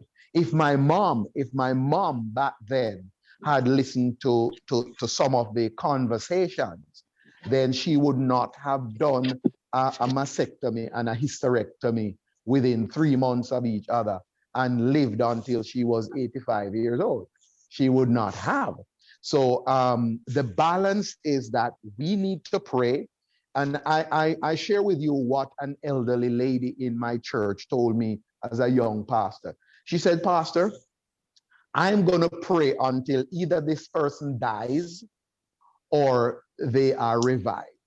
So you do what you're doing, but I'm going to pray until." So I encourage people, do not skip the medical science. Do not miss your doctor's appointment. Do not miss taking care of your bodies. It is to your detriment. But then I say, we will continue to pray and to support you, that God will give you the faith, and God will give you the strength, and God will give the medical practitioners the wisdom to be able to walk you through this process. Some people might see that as unspiritual, but that's how I relate to my own body, and that's how I think we should relate to our bodies. Take care of our bodies, and also access whatever medical support we're able to find.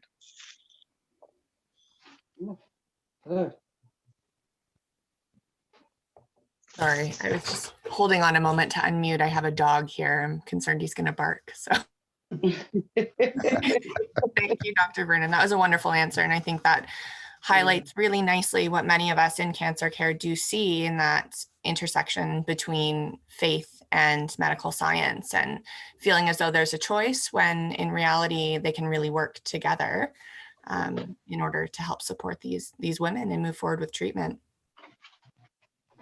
So the next question is for all of the panel. Can you speak about the role that culture plays within the healthcare system?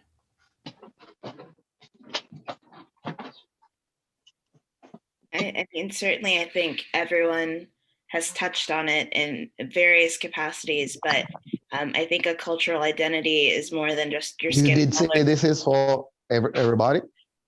This Or one for is me? for everybody, yeah. To the replays of the day. Okay. I was just going to say, I think, you know, cultural identity is more than your skin color or where you or your family, you know, draws origins. It's a lot of different things. And so I think it's just acknowledging those identities and acknowledging those communities that people come from. And as Bishop Vernon had mentioned, you know, I try to always ask people when I first meet them and subsequently who their tribe of support is, because no person should be walking through a journey of cancer care on their own. And for many people, it is their faith community. A number of my patients will say, you know, I have my church group, and even though it's COVID, we do Zoom congregations, or I have an international prayer group who is praying for me. And many will ask if I can pray for them as well. And I think it's important to acknowledge those things and acknowledge that strength is drawn from a lot of different places. And in many cases, there may be a component of traditional practices and community elders that they seek advice and guidance from, or if someone is part of a multi-generational family, incorporating those other members into your discussion because you want to align people to help this individual walk through their care. And it really shouldn't be these individual silos where people are having to pick between advice from their faith leader, advice from their family, or advice from their doctor. It should be coming together, because at the root of all of it is we should want the individual who's going through their cancer journey to do well.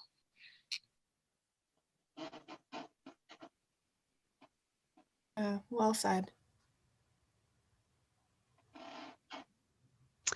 I'm happy to jump in. A few years back, there was a Truth and Reconciliation Commission of Canada done to look into the complex issues of First Nations, Inuit, Métis peoples and their experiences in the country of Canada, and made a list of recommendations. And a few of the recommendations were related to educating people who work in education and people who work in the healthcare system about Indigenous people. So one of the things that we've created is called the Indigenous Relationship and Cultural Safety courses, and they're available online for free with the intention of healthcare people understanding the diversity of the Indigenous groups in the country.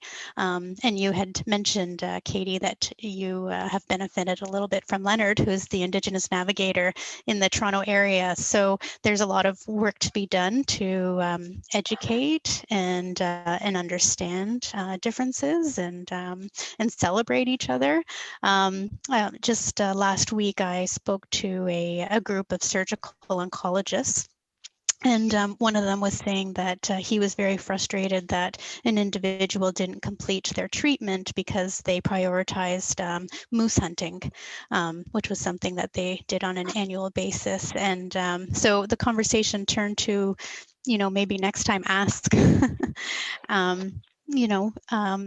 get to know the patient and understand what's in their future and what their needs and goals and priorities are, and that could have been compromised, I'm sure. So having a conversation is so important, but it shouldn't always be up to the patient or the community folks to have to advocate and explain about themselves. So I think there is an important role that healthcare providers should do their best to understand or to ask the right questions when they're interacting with someone in an appointment setting. Thanks. Yeah, I wanted to follow up on that. So I'm not in the healthcare system. I'm in research, but I did have to. So I probably should have noted this earlier, actually. So for my project, my PhD project under Dr. Daniel's supervision, I am investigating the epidemiology and genetic profile of women of African ancestry with an aggressive form of breast cancer.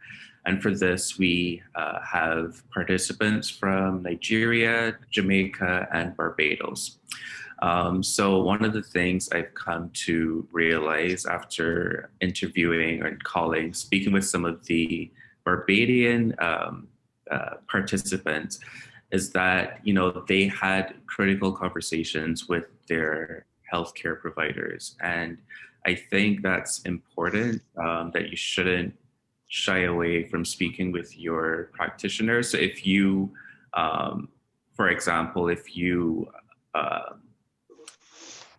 believe that this other type of naturopathic or other type of treatment is better for you, you shouldn't take it behind your healthcare, behind your clinician team. Essentially, you should at least let them know, you know, make them aware that you are embracing other forms of therapy, so that the clinician can then say, okay, well. So that the clinician knows, so that there's no contradictions between the treatment and what the healthcare practitioner is providing for treatment. So yeah, that's my only contribution to this, to just have an open conversation with your clinical care team. And if I may, I will very quickly piggyback onto that point that Sean made. So thank you for that. As somebody who delivers chemotherapy and other agents to treat cancer, I recognize that people are going to be seeking care in a vast majority of different ways when they're seeking their cancer therapies. And I've had a patient who came from a First Nations background and, you know, was reluctant initially to share it, that, you know, through that cultural lens, they had sought out a traditional medicine man, and there was recommendations of certain medicines that were provided. And I would much rather know about it as your healthcare provider ahead of time. I'm not going to say no to those things. I just want to make sure that the care and recommendations that I am making and all of your healthcare providers make is going to work cohesively with the other things that you are seeking out, because your safety and your wellness is the only overarching goal in all of this. And so seldom is your healthcare provider going to outright say no or disparage what else is being done, but we just want to make sure that the recommendations we make work well in line with all of the other things you're doing, so that your safety is never compromised.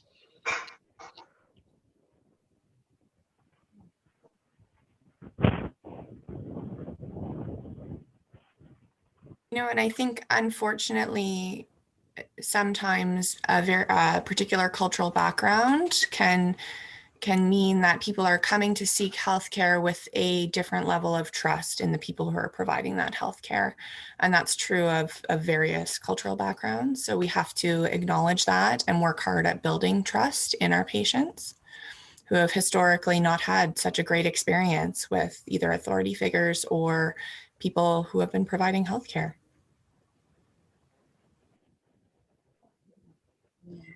Are you taking questions from the audience now, Katie, or is it going to be after? You're on mute. You're on mute. Sorry.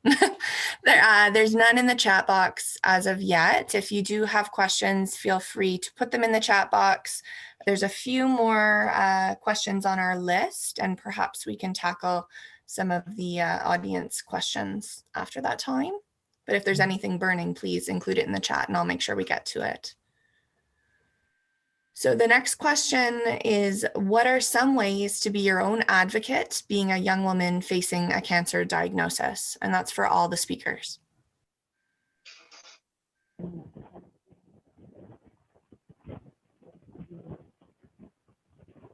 I think one of the things that comes to mind is be shameless in seeking information. In that there is nothing that you can ask that we likely haven't heard before. And it's my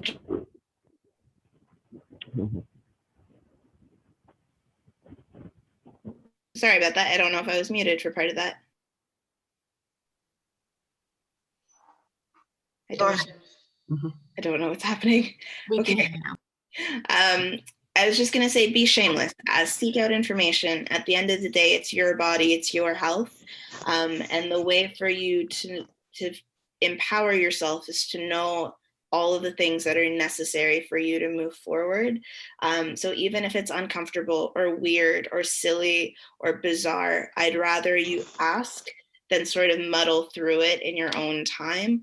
I have heard some very unexpected questions, even in the last few years, and I'm sure I will come across others that I didn't anticipate, but it forces me to learn and to seek out information. And that can only be a good thing. So I think be shameless in your pursuit of information.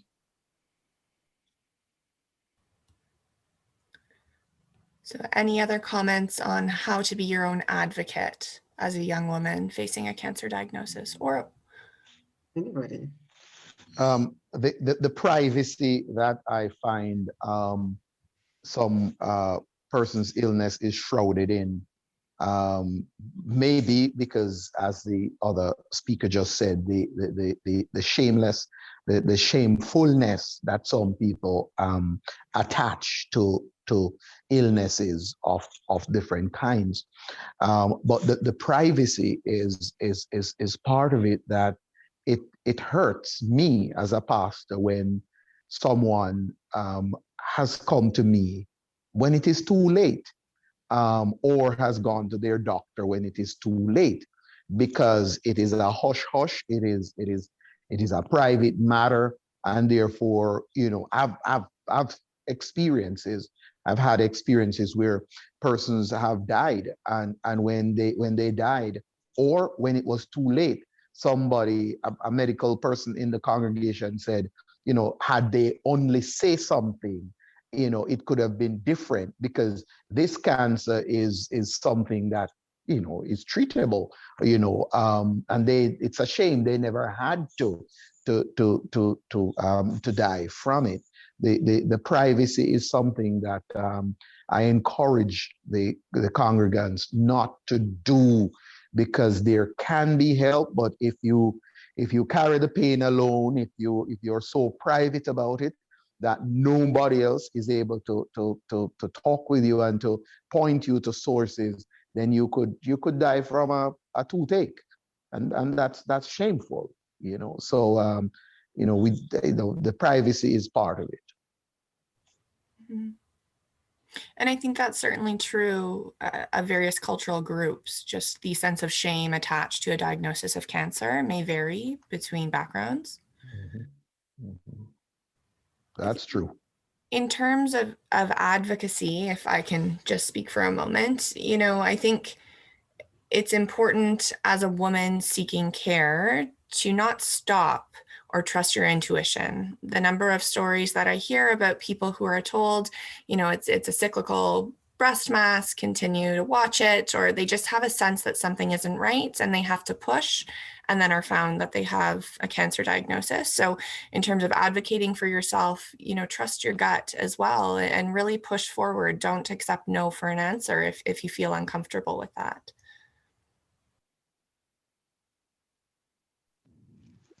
One comment that has come to mind is try to be prepared for anything. Some work that we did with Inuit who come down from Nunavut to Ottawa, which is a long and expensive journey, and resource intensive and mentally intensive. we were seeing that they were less likely to follow through with treatment because that meant being out of their community for many weeks at a time or months at a time. So the project that evolved from that learning was to help the Inuit prepare ahead of the appointment for any options. So to having that planning go on in their mind about, okay, well, who will take care of the children or the grandchildren and pay the bills, and is it okay with my boss, and all those things. Have those things sort of dealt with in your mind ahead of any appointment, so that whatever is whatever possibilities arise, things have been thought through so that you can really make a decision that's best for you. So in short, I guess my comment here is just to try to be prepared to advocate for yourself and do what's right for you. Yeah, I also want to make another point. Well, it's really echoing a point that was made earlier. In terms of advocating for yourself, knowing your body is really important. So Dr. Lofters made this point earlier in her presentation, where, you know, if you are like in tune with your body, if you know something's up, go to your doctor and have a conversation with them. Even if you, you know, there's some people who fear going to the doctor because the doctor might say, okay, well, you're just delusional. This is not, you know, anything that you should be concerned about. I know people have that fear, but, you know, really trust your gut and your instinct, and just, you know, get that clarity from your clinical team, from you just knowing your body and knowing if something feels off or wrong.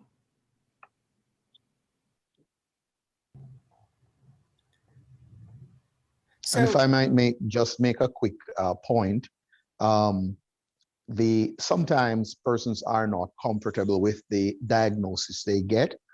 It is sometimes good to have a second opinion if you're struggling with the diagnosis. If you're not comfortable with it, it is always good to get a second opinion, so that for your own comfort level, and for your own peace of mind, you know, hearing it from another medical practitioner, another medical source, you know, helps to balance the diagnosis you've gotten from maybe your primary provider. And that's a timely comment. We have a question here from Rana, and I think it's in reference to this point about being your own advocate, and if you feel that something is off, sort of continuing to push on. She says, in this case, what do women do? Do we just wait till it spreads when a doctor only says it's okay and we'll keep watching it first? And I think perhaps one of the answers there is to seek out a second opinion if you're uncomfortable with what you've been told. Any other thoughts on how to manage that if you're not comfortable with the information that you're receiving? I think it's also that point of, you know, if there's information that you want, then I think really continuing with that conversation, and, you know, if your doctor is saying, oh, like, don't worry about it, then ask for the tangible points. You know, oftentimes you as a medical provider can feel, well, there's a lot of, you know, just a lot of scientific terms, there's a lot of information, I'll just summarize it, and this is the piece that you need to know. But I think if it's important to, you know those details, then ask for those details. You know, if there's a report that you want to see, ask for a copy of it. You know, ask for the information that puts together your medical story for you, so that you feel empowered to make decisions alongside your medical team moving forward, and have that dialogue. I think it can be intimidating when you're a patient and you kind of just want to get through the encounter because it's scary and intimidating to be there. But I think asking those questions and pushing for those details, you know, you may even get to a point where you force your care team to look at your information through a different lens because they were forced to continue to discuss it. And that's not a bad thing. And I think any physician or nurse should be okay with you seeking another opinion. Like, that is not an affront to us if you want another medical provider involved in your care. Yeah, such an important point, because I do think that people often are fearful of asking for that second opinion. They don't want to offend the people who are providing care, especially with something like cancer, where you're literally relying on your care team to save your life. So very important. It's not an affront, as Dr. Dadwell said. If you need one, you need one. So there's a couple comments here coming in on the chat. There's one more question that we had, so why don't we field that, and then we can move right into comments and questions. So for the entire panel, if you could share 1 or 2 strategies that you have used to help women manage their stress when they are not heard in appointments or by family and friends. One piece of advice that I give my patients is, at the end of the day, it's your body. There's no one you need to be scared of disappointing. There's no arbitrary metric that you have to achieve. You don't have to pay your pound in flesh to get the care that you need. Sometimes people are fearful of disclosing pain or suffering that they're going through because they feel like, oh, it's just part of the process, or I need to, go through this and demonstrate strength, or I don't want to disappoint my family by asking for other help, or somehow it lessens my strength as an individual if I need more support. And that's absolutely not the case. Like, our job is to support you. And if you need help, ask for help. If you are in pain, ask for pain relief. If there's something more that you require, ask for it, because the only person that has to live with the consequences of those things is you. And everyone around you should really be aligned in caring for you and wanting the best for you. So you don't need to prove anything to anyone at any point in time. Mm-hmm. Any strategies for managing stress?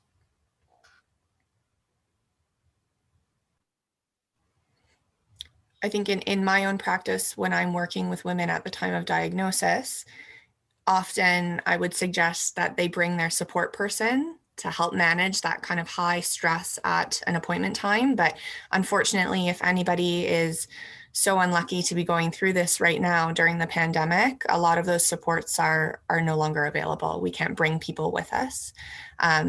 So making use of the opportunities within whatever the center is where you are treated. So at my center, I know I am sitting in on a lot of appointments to help people process information and also support them in their questions. Ask for that social work referral or a patient navigator if they have it. Don't be afraid to do that.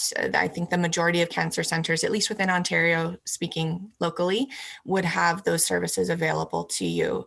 And so, make use of them. That's why we're there.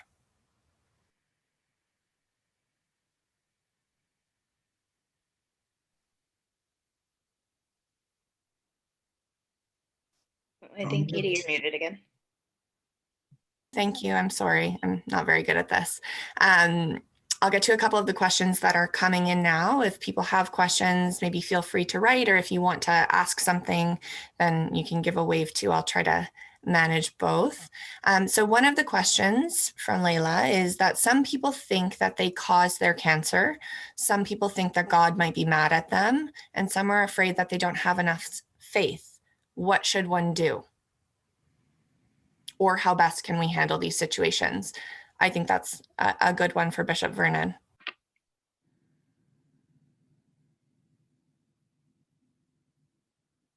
Unmute. Yes, I was just trying to unmute my mic.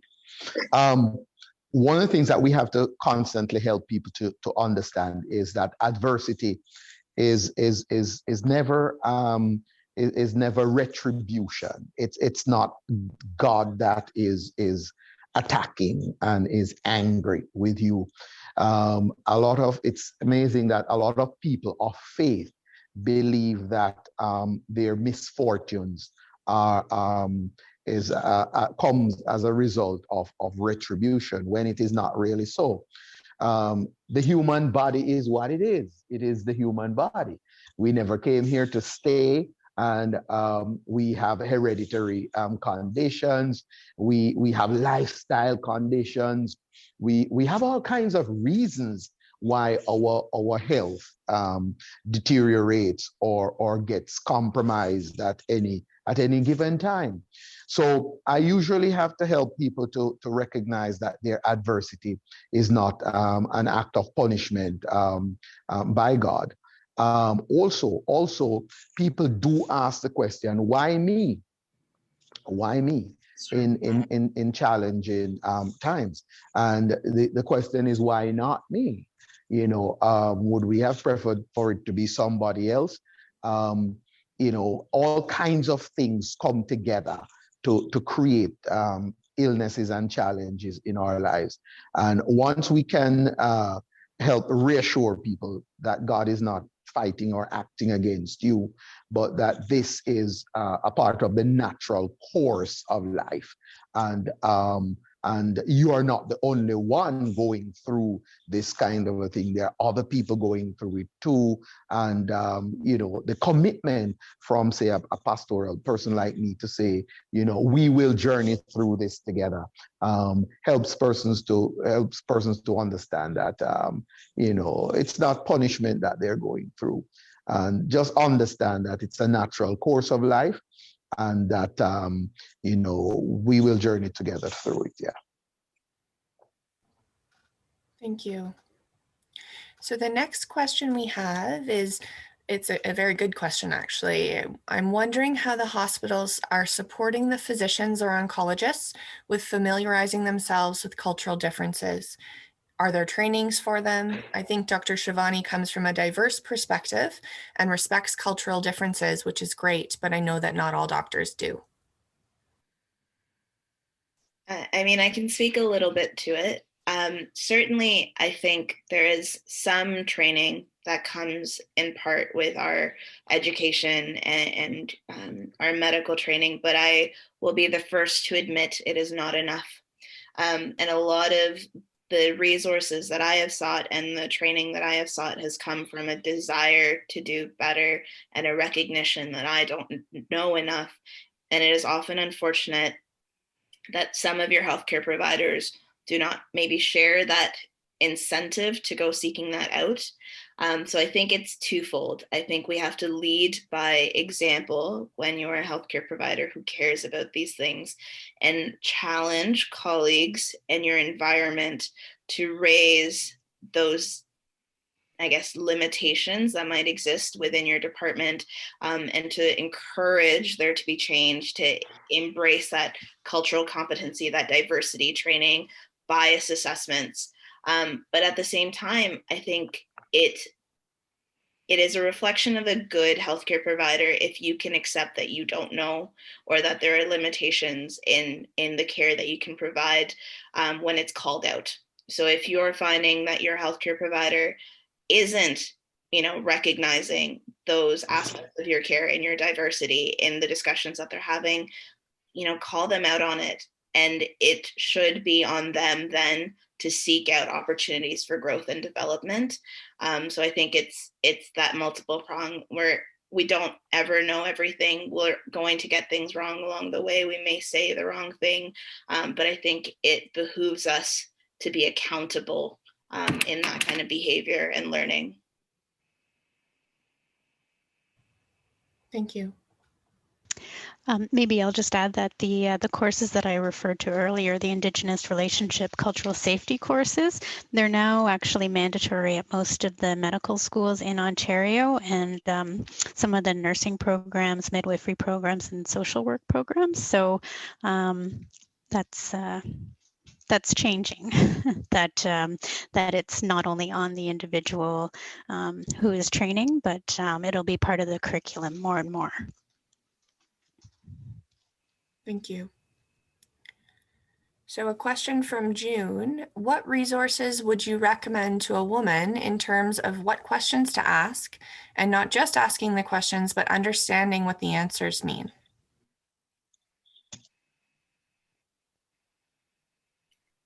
So I think there's a lot. So the internet is a dangerous place. I'll start with that.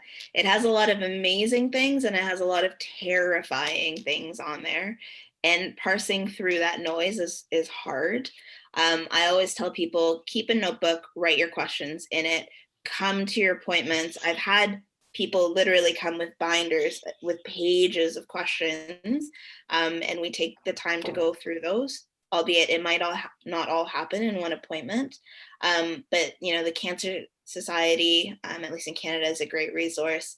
Cancer Care Ontario, again in Ontario, is another one. Ask your healthcare provider for more vetted websites and resources and support groups so they can direct you. And I think that support group piece is very important. Even, I guess, more importantly for younger patients with cancer, to find others who've walked that journey before them, so that you can get sort of guidance and even some insight into what to expect, because I think it's very normalizing if you have another individual who's gone through the same, as opposed to feeling very isolated in this very hard diagnosis. Yeah, I think the writing down is a key point too, because once you get to an appointment, it may be overwhelming, you may be nervous, all of those questions that you've had leading up to it can kind of be fleeting. So writing down is a really good tool.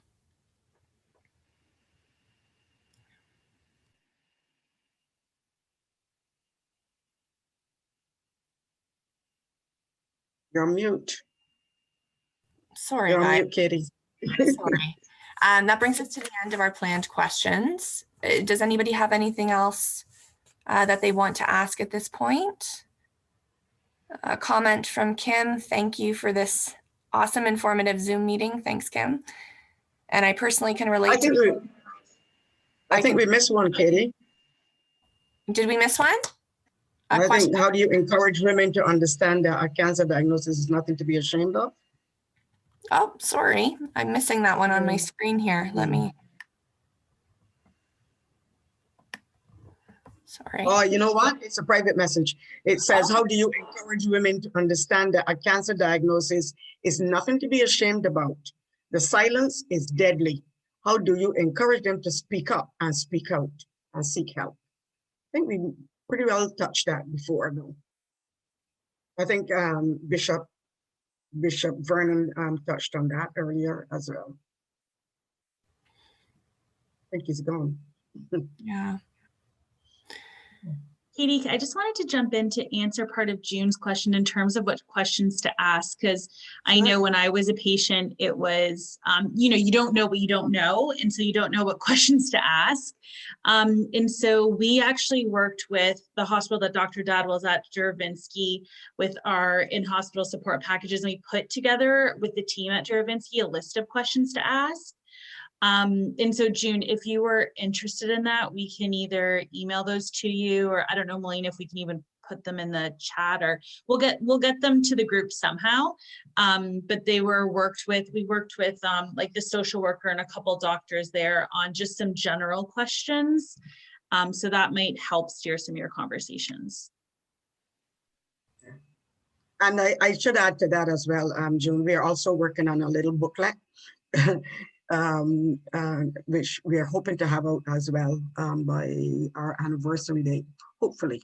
But it's something that we've been talking about, Dr. Daniel and myself, and we haven't done it yet, but we're going to be working on that as well.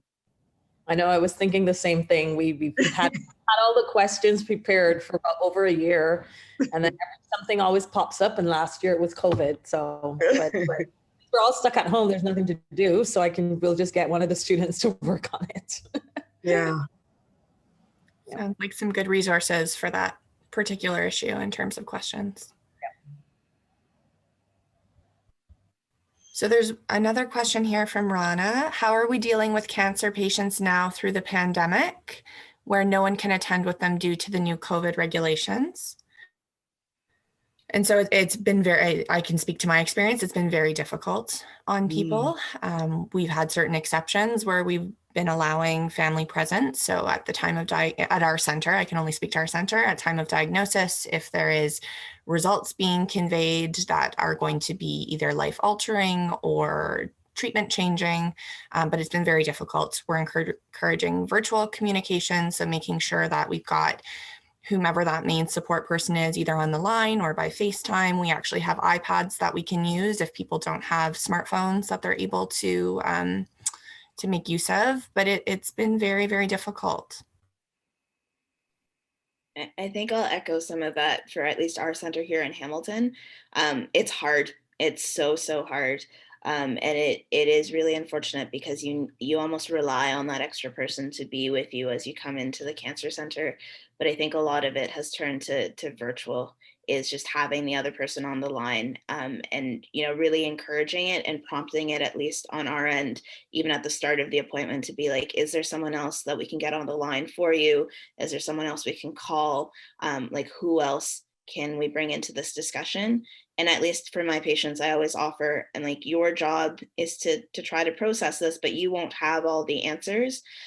Your job is just to bring in the questions. I will answer them for you, because it can be quite overwhelming to go home from an appointment and then face this barrage of questions that your loved ones have. And so I will say, either your loved one, with your permission, can reach out to me and I'm happy to talk to them, or just bring me the questions and I will help provide answers, because that's twice the expectation then that you're coming in with at the appointment. That can already be very overwhelming. One of the other things that I might add as well, that worked for me, I taped the conversation so that I could come home and listen to it again, because a lot of the times you don't process the information very well. So it helps to when you go home to have that recording, that you can listen to it again and perhaps come back the next time with more questions. Yeah. So another question here from June. Triple negative breast cancer is more diagnosed in Black women.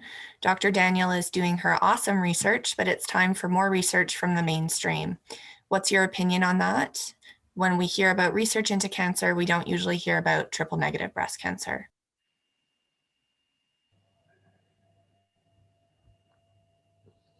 So can I just chime in here for a little bit? So I guess this is a good time to mention the Canadian Institutes of Health Research, which funds all of the biomedical research in Canada. So it's a federal funding agency. They have just launched this past week, and I just was on the site here.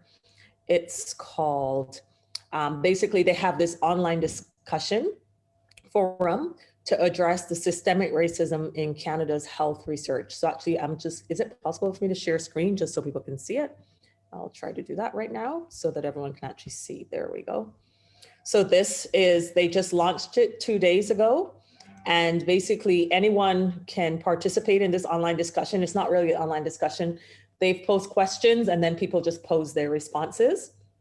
And this online discussion, I don't know why they're calling it a discussion, is going to be up and available until April 5th or 6th. And then I think the idea then is to have actual Zoom discussions with researchers and healthcare providers to the various questions. So some of the questions, so I can flip now to, I'll show you what some of the questions are, if I can just get this all out the way here.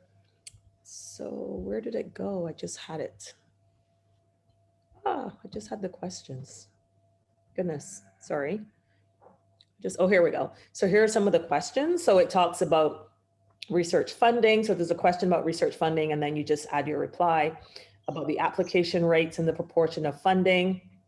Obviously, you don't have to answer every question. It talks about the peer review process, which is more applicable to researchers. So the one question that's got a response so far is about research funding. And this person, Crystal, has actually spoken about the fact that we should be exploring the disparities in racialized communities and specifically Black communities. So one person has replied so far to this. So this is a place where any Canadian, or anyone for that matter, because when you complete the survey, it asks whether you're in Canada or outside of Canada. So I would encourage everyone here I can share the link with Leela and the Katie and others from Pink Pearl to distribute to everyone, because it's not just, this is a consultation across Canada to get feedback on what CHR could be doing better to support everyone in Canada to make sure that we have access to good healthcare.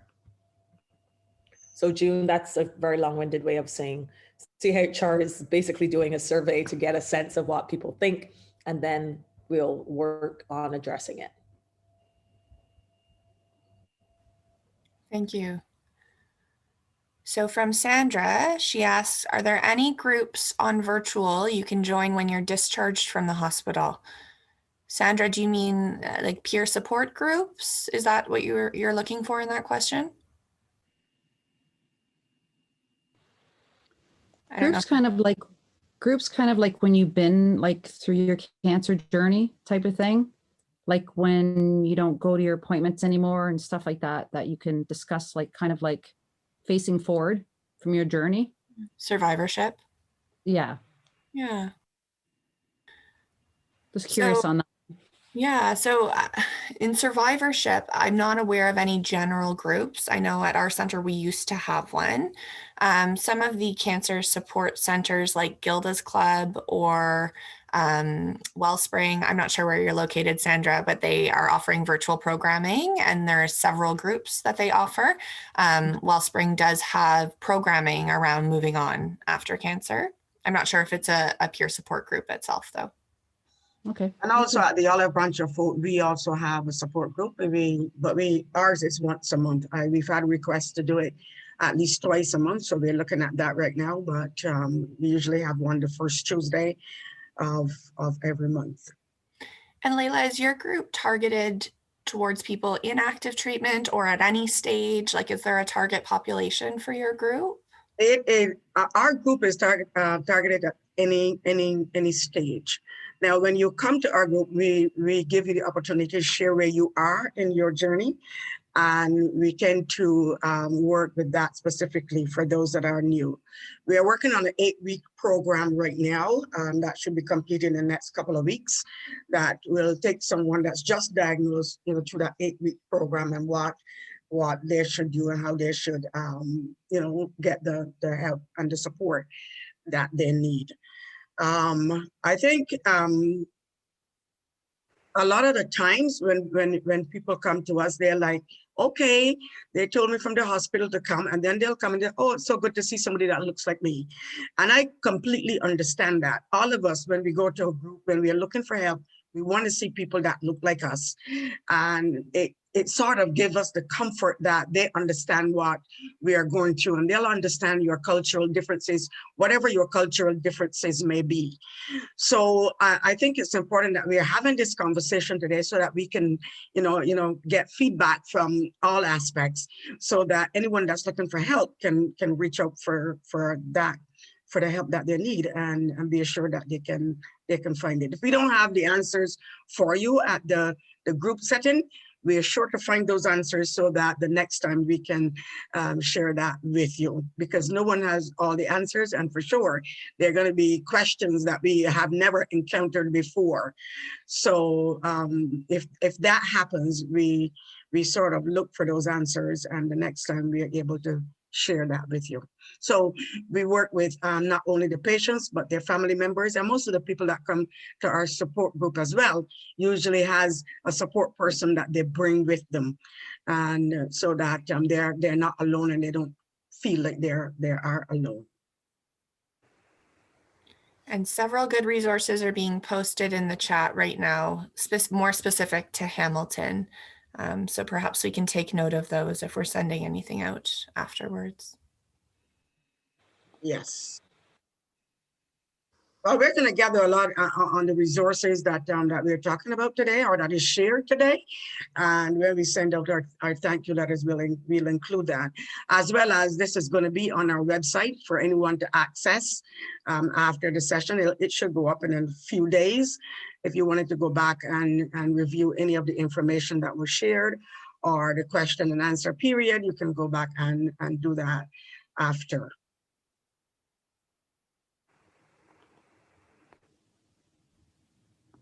I also wanted to make mention, I know that some of you are on here and you don't live in Canada, and a lot of the information we are sharing is what's happening in Canada. But if you're in the Caribbean, I just want to highlight that we do work with women in the Caribbean as well. We've worked with women in Jamaica and in Barbados. So we are gathering information so that we can share with you as well. So you're here and we are talking as though it's all Canada, but you're not forgotten. You're on our radar, and we are making sure that you get some information that you need as well. Just let us know.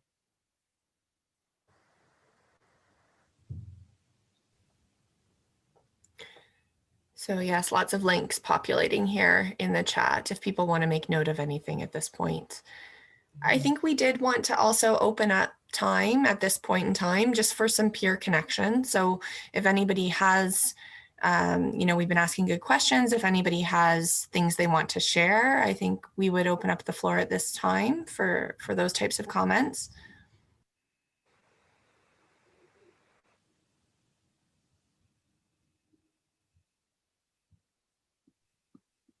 The one thing I was just going to add is with a lot of programming being virtual now, you can kind of join from anywhere. So I know a lot of this stuff, if you're a young woman diagnosed with cancer and any type of cancer with Pink Pearl, everything we do right now is virtual. So you can be anywhere. We had our retreat in October. Someone joined from Nunavut, someone from Ireland. So that's been the nice part of virtual. So that's something to think about.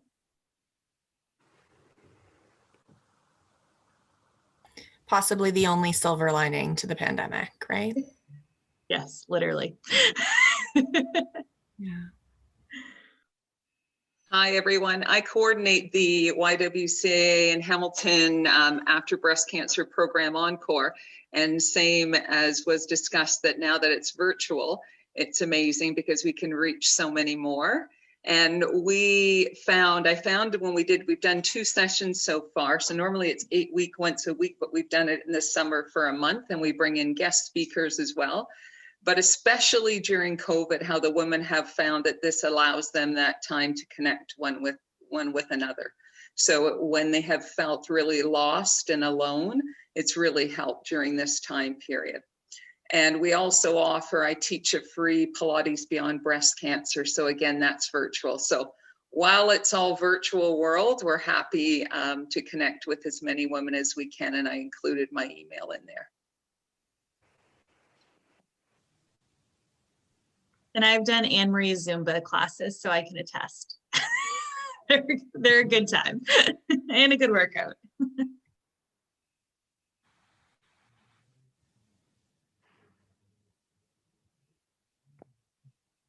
And for those of you that are from the Caribbean, we just completed at our last support group, and we had a guest speaker on talking about nutrition, and she specifically focused on the types of food that we eat.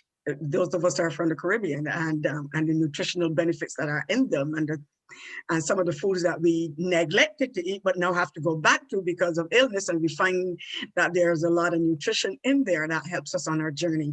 And we have had a great response to that one, and so many of the women that attended has already asked us to make sure we bring that lady back because they have more questions for her. So we will be doing that. And again, we do this under our TOBOH Vine. We call it our TOBOH Vine because it reaches so far and wide now that we have COVID. So we'll have all of those on our website for anyone that's interested. And our website, of course, is www.theolivebranch.ca. And you can also follow us on Instagram and on Twitter as well.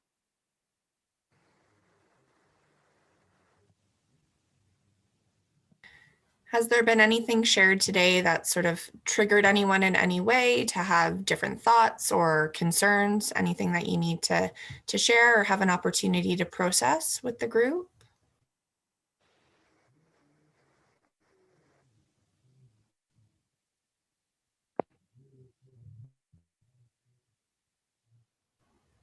Was all good information then? Yeah, I think everyone's processing and tired. Yeah, no, all good info. What I was going to say is I learned a lot when Layla came to speak at our retreat, but I think, and I'm so happy that we were able to be a part of this, because just to dive deeper into what, because, you know, she only had, I think, 30 minutes. So this was obviously a lot more learnings, and specifically around the different diagnoses when you're a Black woman, and kind of, I didn't know any of that, right? And the work that's being done there. So yeah, that was all really informative and a lot of new information for sure. And I liked to, what Dr. Elaine was saying, I believe it was, those are all like those little tactical things that we could be doing, whether it's paying for parking, paying for transportation, like those kind of things. I know when I was a patient, I thought of, but we haven't got around as an organization to doing. So I think that they might seem little, but in this conversation today, you realize that they're actually not little. They're really big barriers. So I think that's something interesting for us to take away and to find ways that we can maybe fund some of those things. And that those areas are interesting to me. Yeah.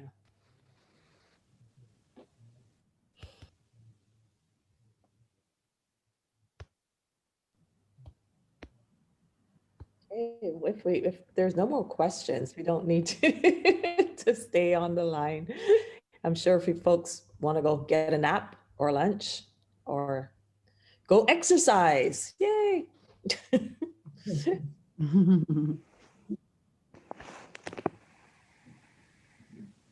you all very much. Yeah, thank you guys so much. This was great. Really appreciate it. It was nice to see some familiar faces and meet some new ones. Yep. Yeah. Thank you, Elise, for co-organizing and hosting this with the Olive Branch. And It was thanks mostly the Olive Branch. We were just happy to listen in.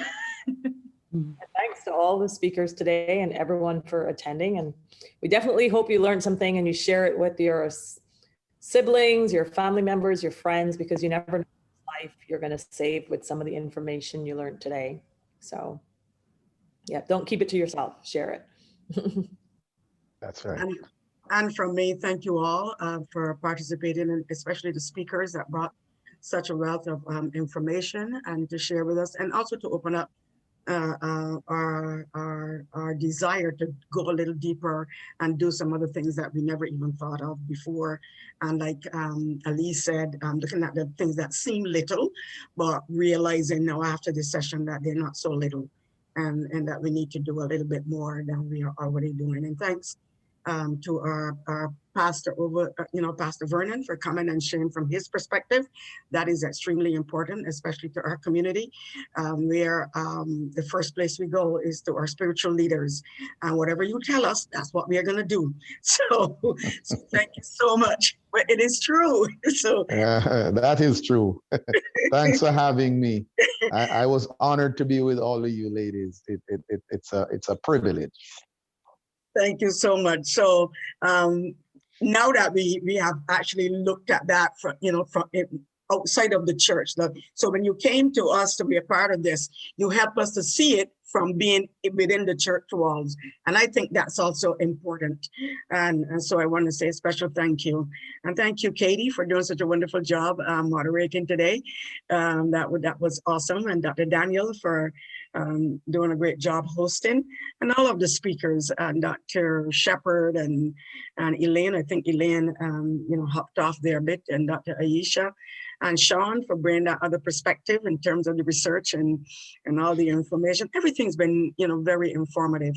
Our Think Beyond Love Pink is Dr. Daniel's brainchild. She was the one that came up with the title, Think Beyond Love Pink, where we did a project that was funded by Women's College Hospital. And we titled it Think Beyond Love Pink, and it's kept going. And it's got a lot further, much further to go, but we are working on it.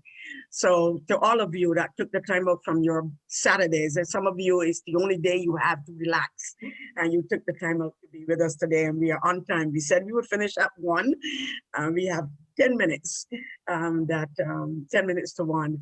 And I really want to let you know how much I really appreciate you being here. And you can look up for other events as they come up. And of course, they're going to be on our website. So at this time, I did promise that Elise and Millennium would want to share something from Pink Pearl. I don't know if you feel like you've already done that, but just in case you haven't, I want to make sure you get that opportunity to share what Pink Pearl is doing in the Niagara region. Yeah, no, I think we got a lot across. We are support for young women with all types of cancer. We have retreats, learning series, scholarships, in-hospital support package. We just launched one-on-one counseling, which has been a really big needed program right now, and it's all done, everything's done virtually. Actually, the social worker at Juravinsky leads those, Ashley. So yeah, I think we put some resources in there, but we're so thankful to be a part of this. You did a wonderful job and such a great panel, great group. So yeah, hopefully we can do this again soon. For Thank sure. you. Okay, so Julia, you want to say something? I'm good, thank you. Oh, okay. So again, my final for this time, I don't like the word final. It always seems like it's nothing else is going to happen after. But for the time being, we are going to say, goodbye, and hopefully we'll see you all again at our next session. Thank you so much again for joining us today.